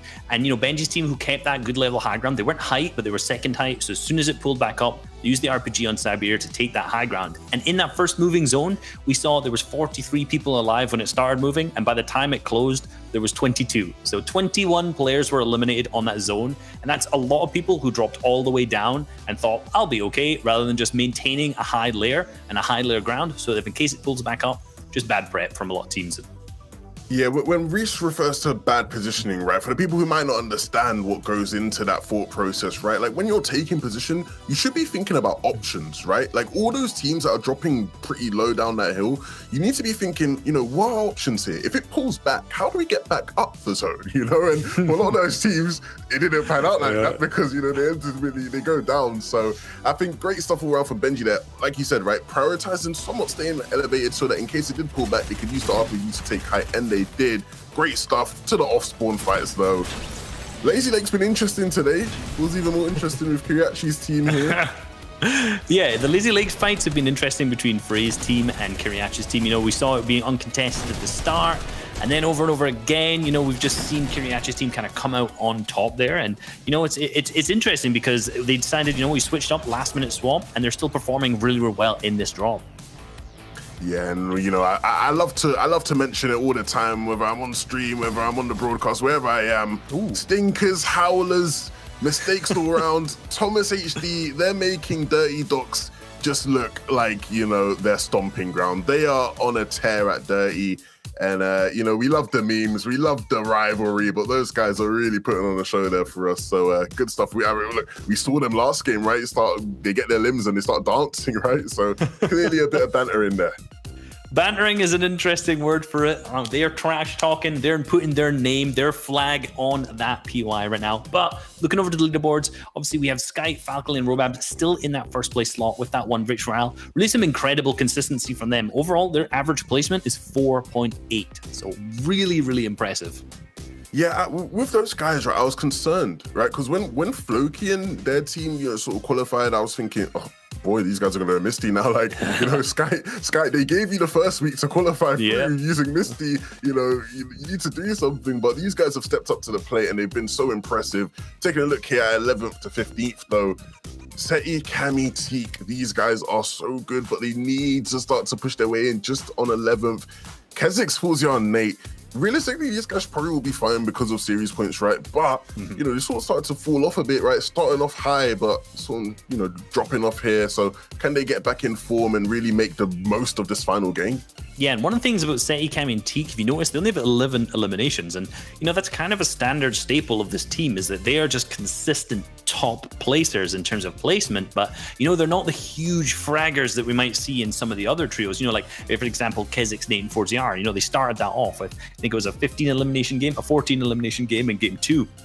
And that's kind of what Seti, Cammy, and Teak, I feel like they need to pull off at this point. You know, they're coming across players who are incredibly consistent as well. And, you know, it's just not managing to get as many eliminations. You know, they're gonna need to get a few more just to keep them up in that leaderboard, especially in this next game since they're on the boundary. And then in particular, if they want to place in that top space when it comes to the semifinals and the finals, they're gonna need to be able to get more eliminations than this.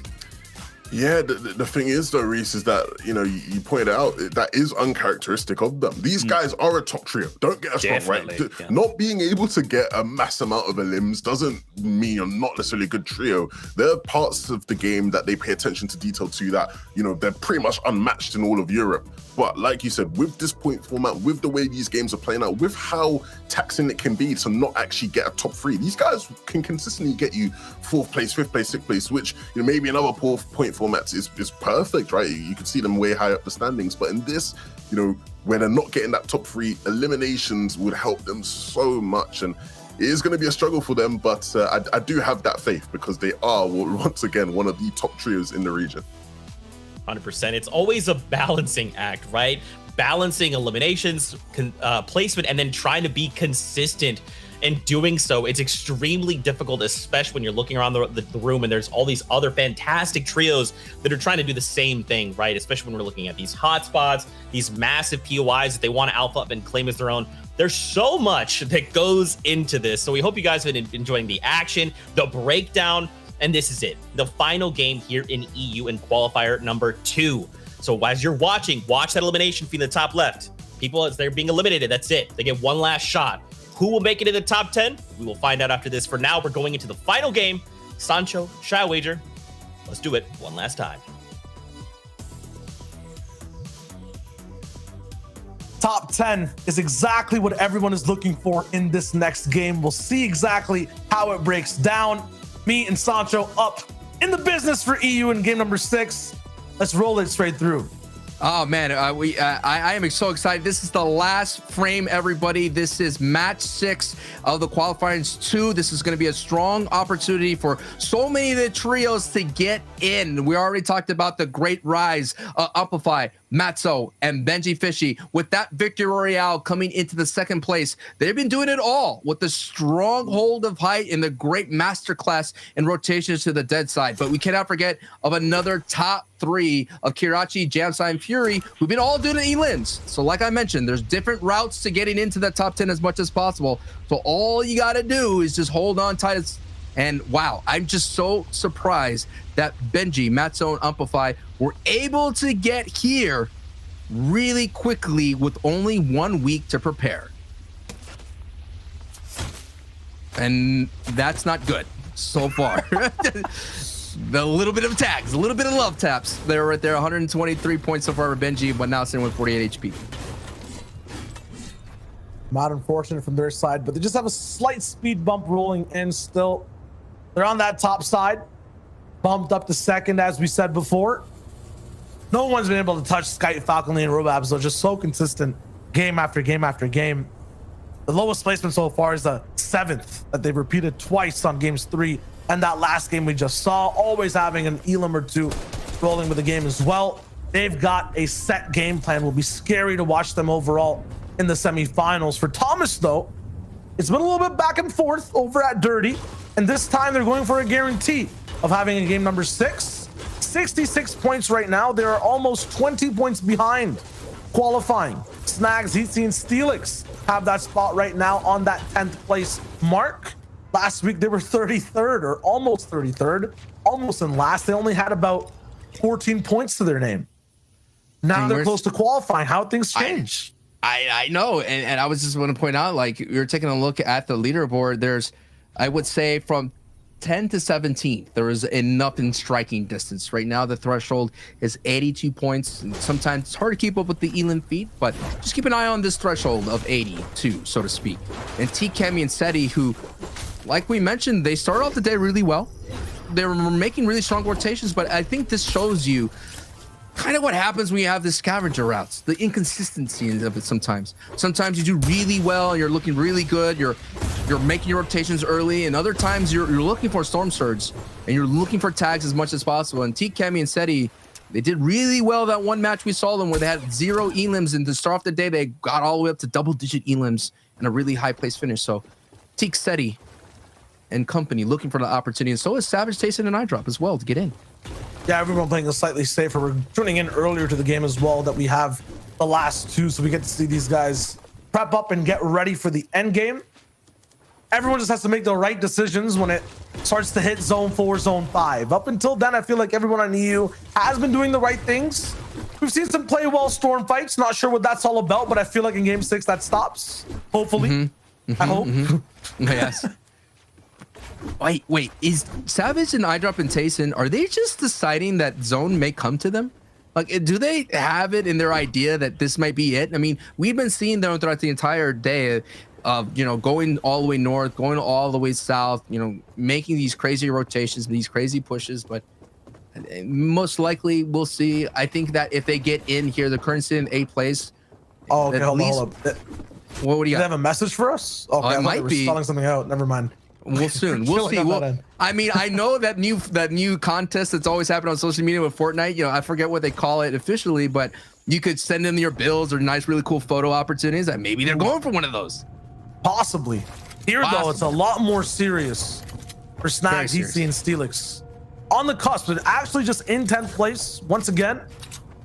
This fight earlier on is going to be that much more dangerous. Up against Straycos, we'll see how it goes. So far, it's been aggressive every single time. But Snagged, Heatsy, and Steelix have had the opportunity to be slightly elevated. Play around the Z-axis, this time trapped in the basement, but they have shots on both sides back and forth. Dropping back down now. There is a second entrance or exit for these guys to move towards. But I feel like MXR, Gray, and Shakos will be there fast.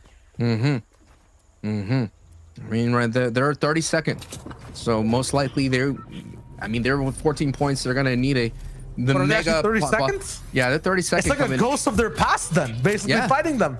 Yep. They were 32nd coming into week 1, so that's actually it's a metaphor. So sick. Yeah, the big 3-2 is haunting them down and breathing on their neck, keeping them down into the basement.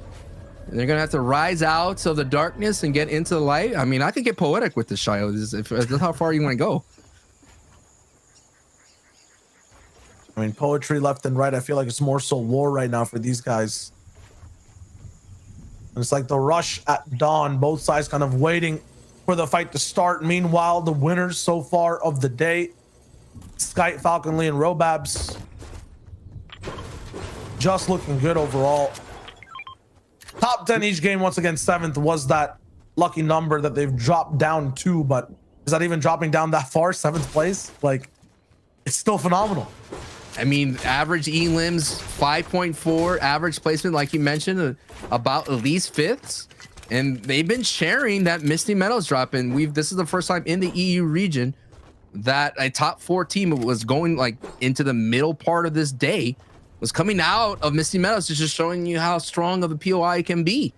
And at the same time, how strong it can be is now you see Thomas HG going down on the feed. So it may throw a wrench to their run to the top 10, currently sitting in just on the outside of that. But hey, I think Thomas HG and Tria, no matter what, they're getting in. But our messages being dropped everywhere. Am I being? Is this a prank? No, you're not being pranked. It's very real. But I can't, as real as it is, I can't believe what's going on at Stealthy. These guys, I think in 30 seconds are trying to send a message. Right. That, hey, you know, you mess with us the entire, the tournament, we've gone back and forth, but we're not leaving this time. You will literally have to claw your way out of the stronghold, which will be very difficult. Once again, the format we're looking at 30 points overall for the win, 2 per elim. So if you get 15, you're basically emulating a win's worth of points. Mm-hmm. If I look all the way down this leaderboard right now, going straight to maybe even 32nd place themselves, they have 4 teams. If they have some next generation pop-off game and end up winning, like Vidil did last week. Yeah. Could be 100% of a chance of getting 10th the whole way through, especially if Snagged, Heatsy, and Steelix go down here. Especially if any of these top 10s get frozen in time. Yeah, you talk. I mean, we talk about those pop-off. They need a pop-off in 4K, man. That's the kind of pop-off you need. But right now, Vortex and High Chris, Nightsack are doing really well. They had a great match where they came in second place and had 11 elims, and that was kept them so far in their running. They had a little bit of 5th place and 7 elims, and then they popped off with a 2nd place 11 elims. So really strong middle game right now, but they've been so far finishing in the 20s. So that so far has been hurting their kind of concrete, no doubt they're in type vibe, considering that they're only coming into this match at 84 points. But the story still continues, and I think the story that will kind of everyone will leave for social media is Amplify, Matzo, and Benji really getting in. And it's not just because of that RPG. I mean, that RPG has helped them in at least one of their games, I would say. But the other game was just getting hyped so early with those mountains. And this is not an easy fight. This stalemate, it's here for a reason. I'm gonna tell you. Here. I mean, Shaco's Gray and EMXR, they've been around for a very long time. I mean, EMXR comes all the way back from the World Cup days. And then you're taking a look at someone who's Gray, the same thing. Him and Shaco's play in the World Cup duo qualifiers. No way. Hey, this is what it takes, brother. It's not going to be easy. You're not going to be handed anything. You're going to have to. It's not even about handing things. Well, I don't understand what Steelix, Snagged, and Heatsy are going to do from this position. It's not the fact that, you know, their exit might be being camped out right now inside the storm. Right. How are they going to escape here? Because on this side, as soon as they mine out that pyramid, they're gonna have to immediately try to break one of those walls. This very long distance beam that'll come through from MXR and Shaco's. This is and Gray's just watching the other side. They don't have the white heels either to just live it the whole way. Dude, it's like we're tuning into it. Then we're gonna stick with it to the end. We're literally watching like their hopes of qualifying through the top 10, most likely through consistency, they most likely in. But I know they want to, you know, these Italians want to be able to say they got in through their own play. But literally, the Frenchmen who are sitting on top are pressing them out, and this is what it's going to happen right here. No points will be awarded to Shay in this trio, because I don't think any tags happen. And look, Shay pops a flopper, and he's looking good. And the Heatsy, Steelix, and Snag are now, like you mentioned, frozen in time, frozen forever on this leaderboard on this day. And that's it. Now it's going to be up to the rest. They don't qual. It's just a moment like that, because no doubt someone else is going to show up. We all know how it's like being on those thresholds. The rest of the field will rise. But now on the top of the board, it's a battle. We got Robats, Falcony, and Matzo, and Amplify, and Benji. This is a fight between Titans right now. This is a show match of 1st and 2nd place. That fight doesn't matter too much in the grand scheme of things for the top 10. But the situation around Nightstick is the one that we should be focusing on. That's the most important situation around Savage as well, who's picking up Soldatu, but at a cost. He gets traded and finished by Pengu Wingu across the map. That's a trio in, you know, close to not qualifying as well. 8th place overall with 87 points. There's people at 77, 70, like Kazakhs, like that Playwell trio, who are looking to jump up and jump right in. That show match over at the dam as well, still going down. 3v1 now, the 1st place team gets stopped in their tracks. Wow. And a chance for Amplify, Matzo, and Benji to take that first spot away in the day as well. Benji literally wiped out 3 of the top players of the day, Shayo. Yeah, I mean, there's only room for one train on the track, right? And so the Train H duo with Benji is the one that gets to choo-choo away. Skype Falconly will have to, you know, put that little cart on reserve. Robabs will not be able to conduct one more end game, unfortunately. Past that as well, Nate Grizzy, or Nate Castix, and 4ZR. I wonder how many times people slip up in that fashion.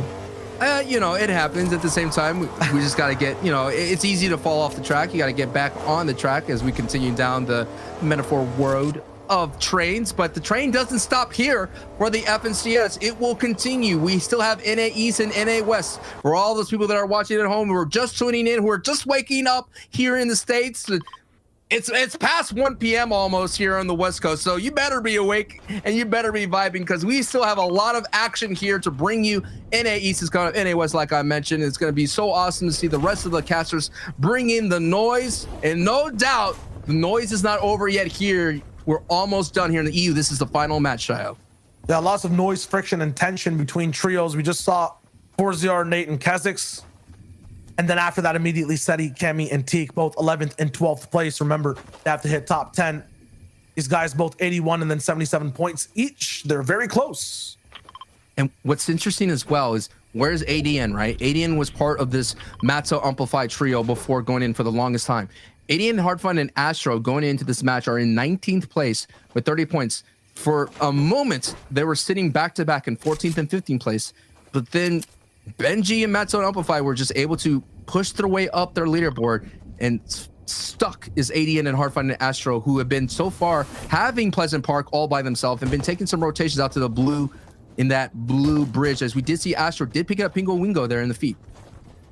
Still, I feel like, you know, the stories of ADN, Hardfun, and Astro, you know, Fastroki, Kali, and Dietrix, these are all miracle runs we're kind of waiting to watch happen. The real stuff to focus on are people like Nate, 4ZR, and Kazix. The 3 trios who are all 11th, 12th, and 13th respectively is what we'll mention in just a sec as this fight breaks out to keep their dreams alive. And Nate is pushing up with Kazix and 4ZR right under Hydro.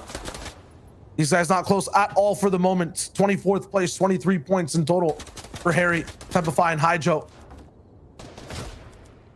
I just have to say, man, this is big for 4ZR and Nate. These are my pick, by the way, my prediction. And the reason why I thought they did so well, because in the previous FNCS trios, they were just running all over everybody coming out of Sweaty Sands. They were getting first place a lot of the qualifiers, but they just hit a huge roadblock and they just fell short completely of the FNCS trios last season. I think they're looking for redemption, and it does start here today if they get into that top 10. We know what they can. This French trio always does well on the EU side of things. So Harry has now been confirmed and converted into lobby points and may be a part of that Elim feed in their historic run into the FNCS trios for the championship going forward. But they still have a lot of work to do. And yes, that they pop up here, but it has been in the history that they do slow down and they do hit roadblocks going forward in the grand final. Only 1 points for these guys now, 7 eliminations. Looking really solid, looking really good. And it's all about teamwork right now, and they're getting further and further away from the top 10. Nice work, and now they're gonna taxi their way up. Make a nice little dead side rotation here, and as we all know, the north side, and they're just picking up a lot of people who are just struggling to survive for a moment here. Templify out here and nice little tags in the moment, but that's what you gotta do. Get them into that, get them converted into that 2 points, and let the rest of the EU region know that they have a say and who gets to be on top of the board as well. Started the game off with 77 total points in 12th place. And as Snagged, he's seen Steelix go down, and they pick up 7 different individuals on the map. They have 14 more Elim points to play with, 91 total points in total now. And this is what I'm talking about. Play well. Crizzy, Vettel, and Sursix picked by Reese to have a great day, I believe, or it could have been Levin, one of those two. But Play Well has not been playing to what we thought. This is where they always come in. coming into the teens, and they're just on the outside. Again, the threshold is 80, but Crizzy now has a jetpack, and maybe Crizzy is trying to do what he can do and get up their leaderboard using Mando's jetpack. That's a story we have to keep an eye on again, as we're seeing 4ZR. It's a Grizzy on Grizzy battle, as Bad Sniper gets confirmed by 4ZR, and Bad Sniper is another one of those trios alongside with Licensed Tripper, who have to come back again out of the top 10 and done for the day. We're 16th coming in, 53 total points. They get stopped. Nate, 4ZR, and Kezix. I'm going to dub these guys the Dream Crushers, because that's exactly what they're doing, trio to trio right now in these woods. Somewhat of a nightmare on the map at the moment. You've seen at the backside of this tarp as well will get picked up shortly. Everyone else is way fast rotated in. Snappy, Putrick, and Tusser all the way on height once again. So deja vu for at least half the games we've seen today. And you got to say as well, it's like you're seeing the aggression kind of kick it up now. It's like before we were having storm surges, but no longer. This match is all about the elims, all about trying to push yourself, trying to, as Zeke said, double your output that you've been doing throughout the day and trying to pop off here. And that is why this lobby is thinning out a little bit quicker here than the previous matches. But that doesn't mean the action is kind of like the quality of the action is still high at the moment right now. As you're seeing play well, they have these boys, they have a lot to play for to try to get into.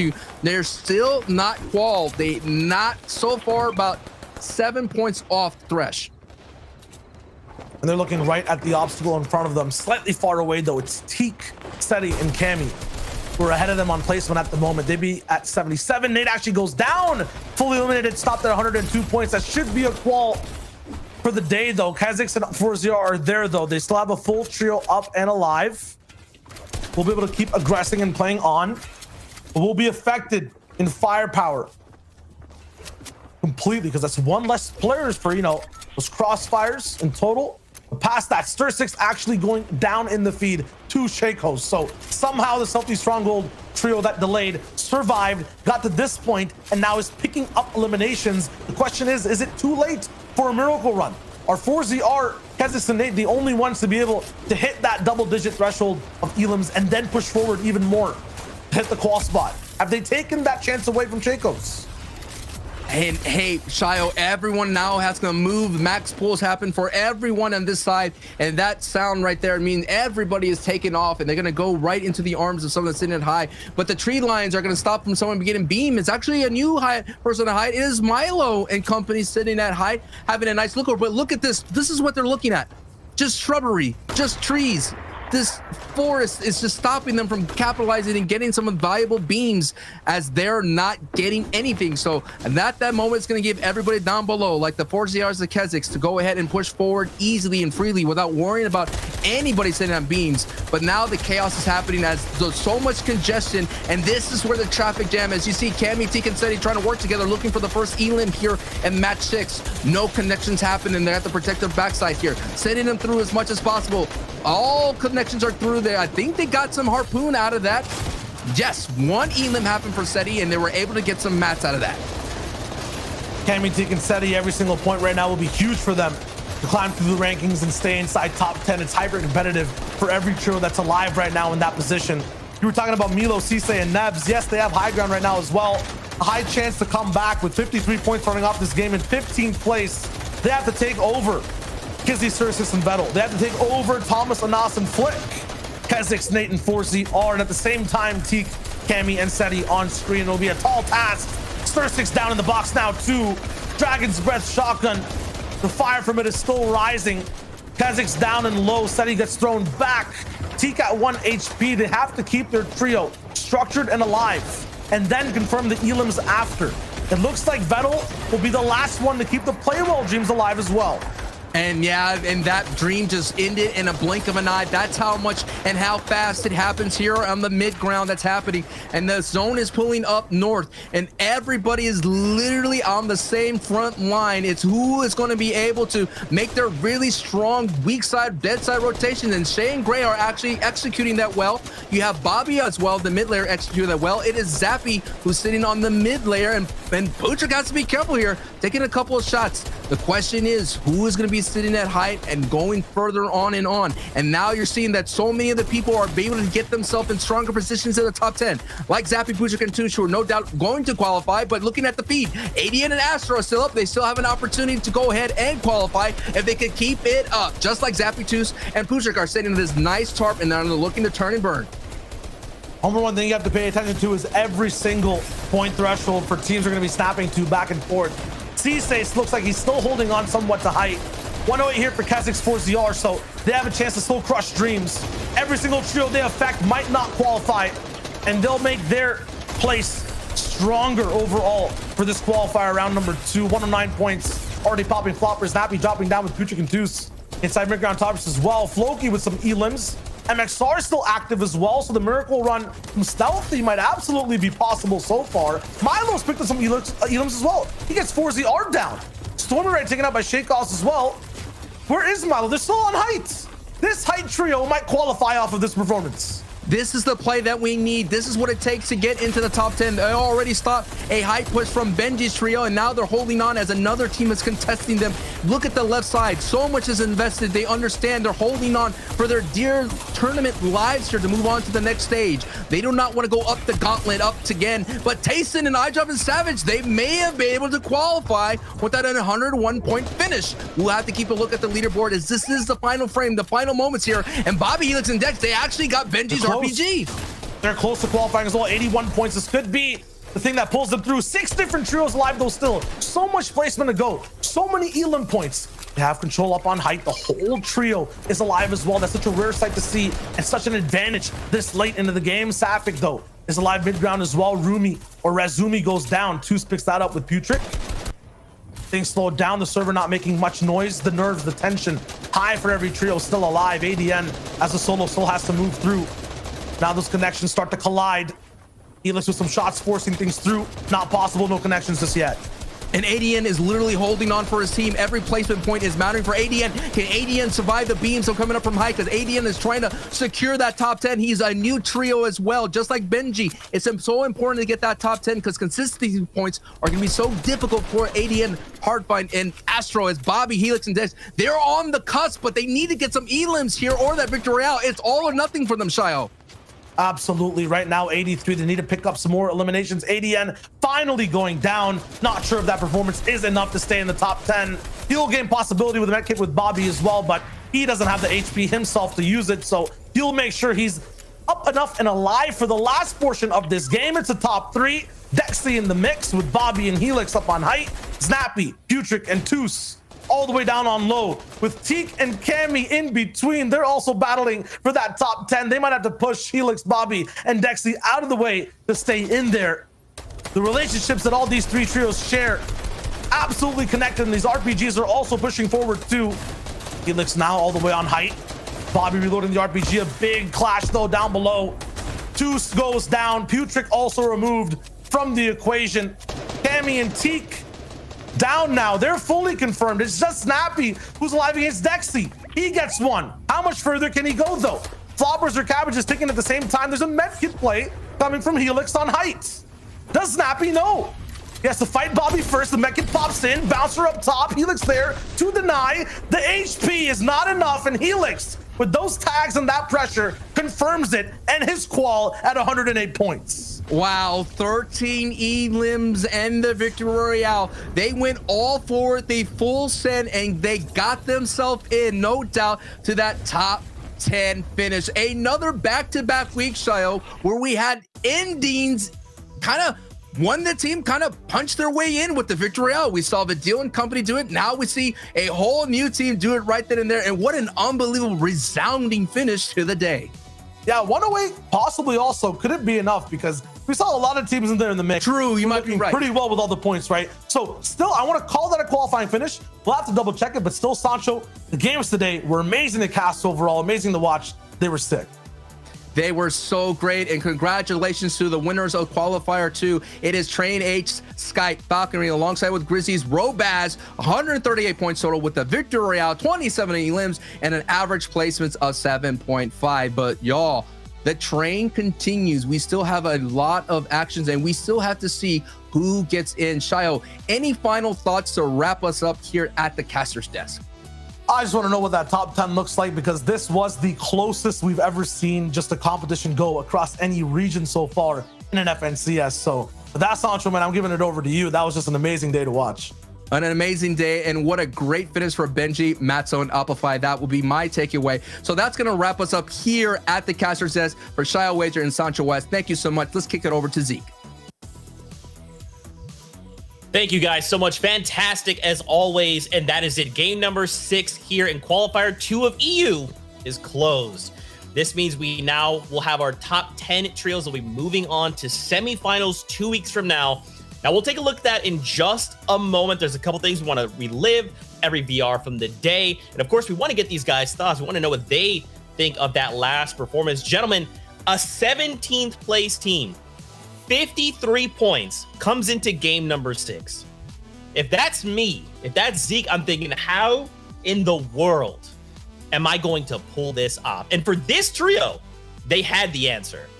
They had the answer, and I wanted 2 of them, Scottish, fellow Scotsmen. So I want to shout them out. Let's go, represented. Of course, you're trying to take credit for this. I'm not taking any credit. I'm not taking any credit, but fantastically played by them, 100%. And not only did they pick up a victorial, they completely fragged out as well. So many eliminations over and over and over again. And you know, that height fight with Dexy, really, it was close. It was close contesting it, but once that was won, all 3 team members went up, and it was a pretty simple win from them because, again, they just had that stopping power over and over again.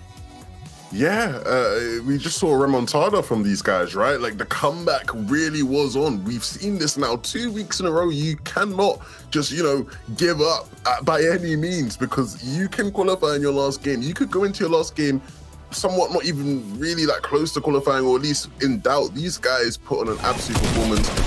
I'm super impressed. Really impressed by what these guys were able to do. All the victorials from today, though, Reese. We've had a great set of games today, haven't we? Yeah, we've had some absolutely fantastic games today, actually. And, Robab, Sky, and Falconly obviously took away the entire day, and they took away that kind of the game 2 as well. And, this is one of the things we'd watched on the stream where we saw Falconly go down, and you can see in the bottom left corner him just kind of going down, over-committing into that zone a little bit too much, a little bit too early. But because of the fact that there was a tiny hill there, that was 4ZR deep in zone there. And, Robab still has 3 floppers left. We know at this point, because 4ZR was forced into the zone earlier, that he's completely run out. And great little bouncer play just to distance himself from 4ZR, just to ensure that there's no more tags on him at all. Yeah, I've been talking about it all day, right? It's been a great day for the Frenchies. It's been a great day for CS, but really, it's been a great day for Train Hard Esports, because so many of their players putting on a show. We can see here on our screens, Amplify, Matzo, Benji, those guys were amazing. Obviously, we just saw, right, Sky and them were also incredible. So Train H Boys really put on a show, like I said. I think it's been really interesting to see how some of these hype teams are played. Sapik, Arizumi, Siberia, these guys were consistently taking hype, right? If you're a team that wants to play high ground, these are definitely going to be the boys to VOD review, because they figured out a formula which has been working for them on a game-to-game basis. Yeah, it's mainly about the timing, right? They're getting up early into that high ground. There was, out of the 6 games we played, I didn't play them, they played them, but out of those 6 games, 3 of them, they were on height of 50-50. So obviously some of these they did lose at height kind of earlier on, in particular this last game that we'd watched as well, game 5 that we'd watched. They'd lost the high ground from that position to the RPG from Benji Fishy, because it went up this incredible hill. But in the other 2 games, they managed to just consistently keep that high ground all the way through, pretty much through the moving zones. I want to make a note on Benji Fishy, right? Make it. We've been talking about, Benji Fishy from the beginning of the season, right? I specifically have said that I wanted to see him really in a trio where he could just be, unleashed, right? We've seen that now. Benji's unchained at this point, right? In so many of his previous teams, he's had to worry about having the responsibility of IGLing, right? He's never had that freedom to just be able to, be the great fragger he is. We've seen what he can do with the RPG. The playmaking ability that Benji possesses is, insane. And with having the support system of Amplify and Matzo, let's not discredit these guys. Amplify and Matzo, their game knowledge and understanding is insane. And to finally see them, right? And Fishy, right? And Fishy, Benji's mum, she had said to me, Levin, what do you make of this, right? I know you said you wanted to see this. And I said to her, I can promise you, we will see the best Benji we've ever seen, because he just doesn't have to worry about, you know, making calls and whatnot. He has Amplifier Matzo who can carry that responsibility, and I think we've seen that today. Yeah, and you said, you know, support system. Amplify Matzo, fantastic players in terms of IGL and obviously the support role there too. But you mentioned a little bit the real support system and Fishy. Let's be real, MVP of the Fortnite community, my favorite Fishy. Sorry, Benji, you lose out. That's just the way it goes. It does be like that sometimes, but it's okay.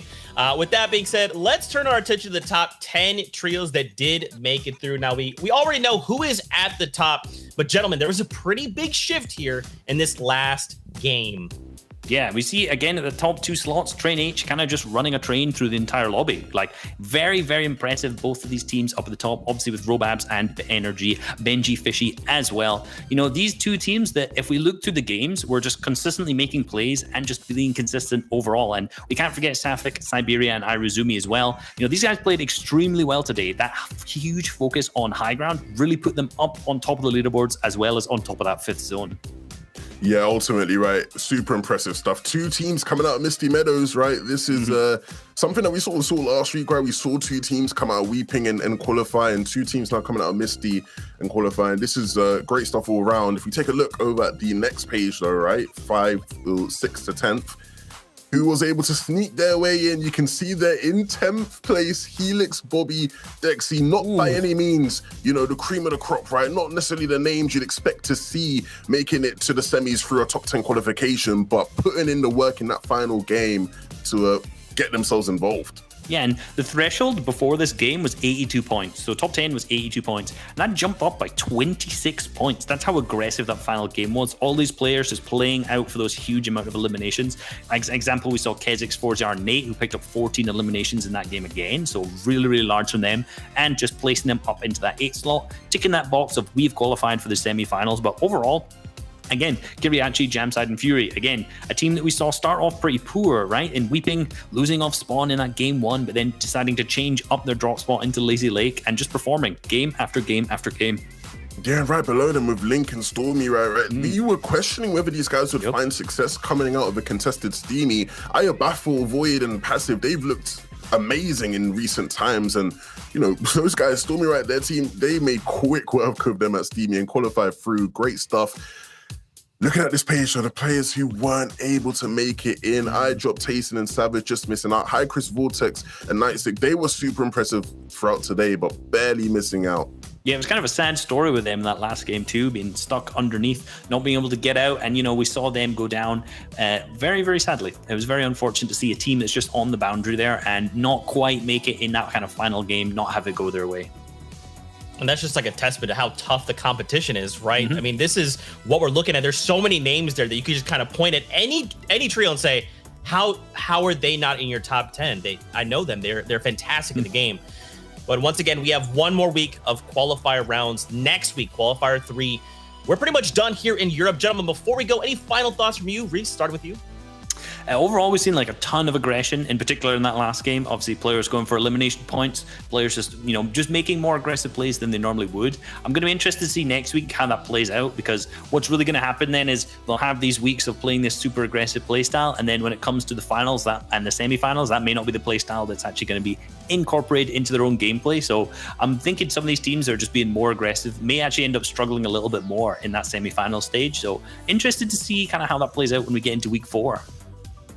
Next week, we're going to see, you know, a separation of the boys from the men, right? The players who haven't been able to put in enough in the first qualifying weeks will have just one last chance, right? Some of these teams will be fine on series points, others won't. And for those teams who won't, you got to do a job. You got to put in a professional job, put in the work, because everybody wants to make it to that semi-finals. Everybody wants a chance to compete for the big prize pool in that finals. And so you just gotta hit some shots. You gotta get some placement points.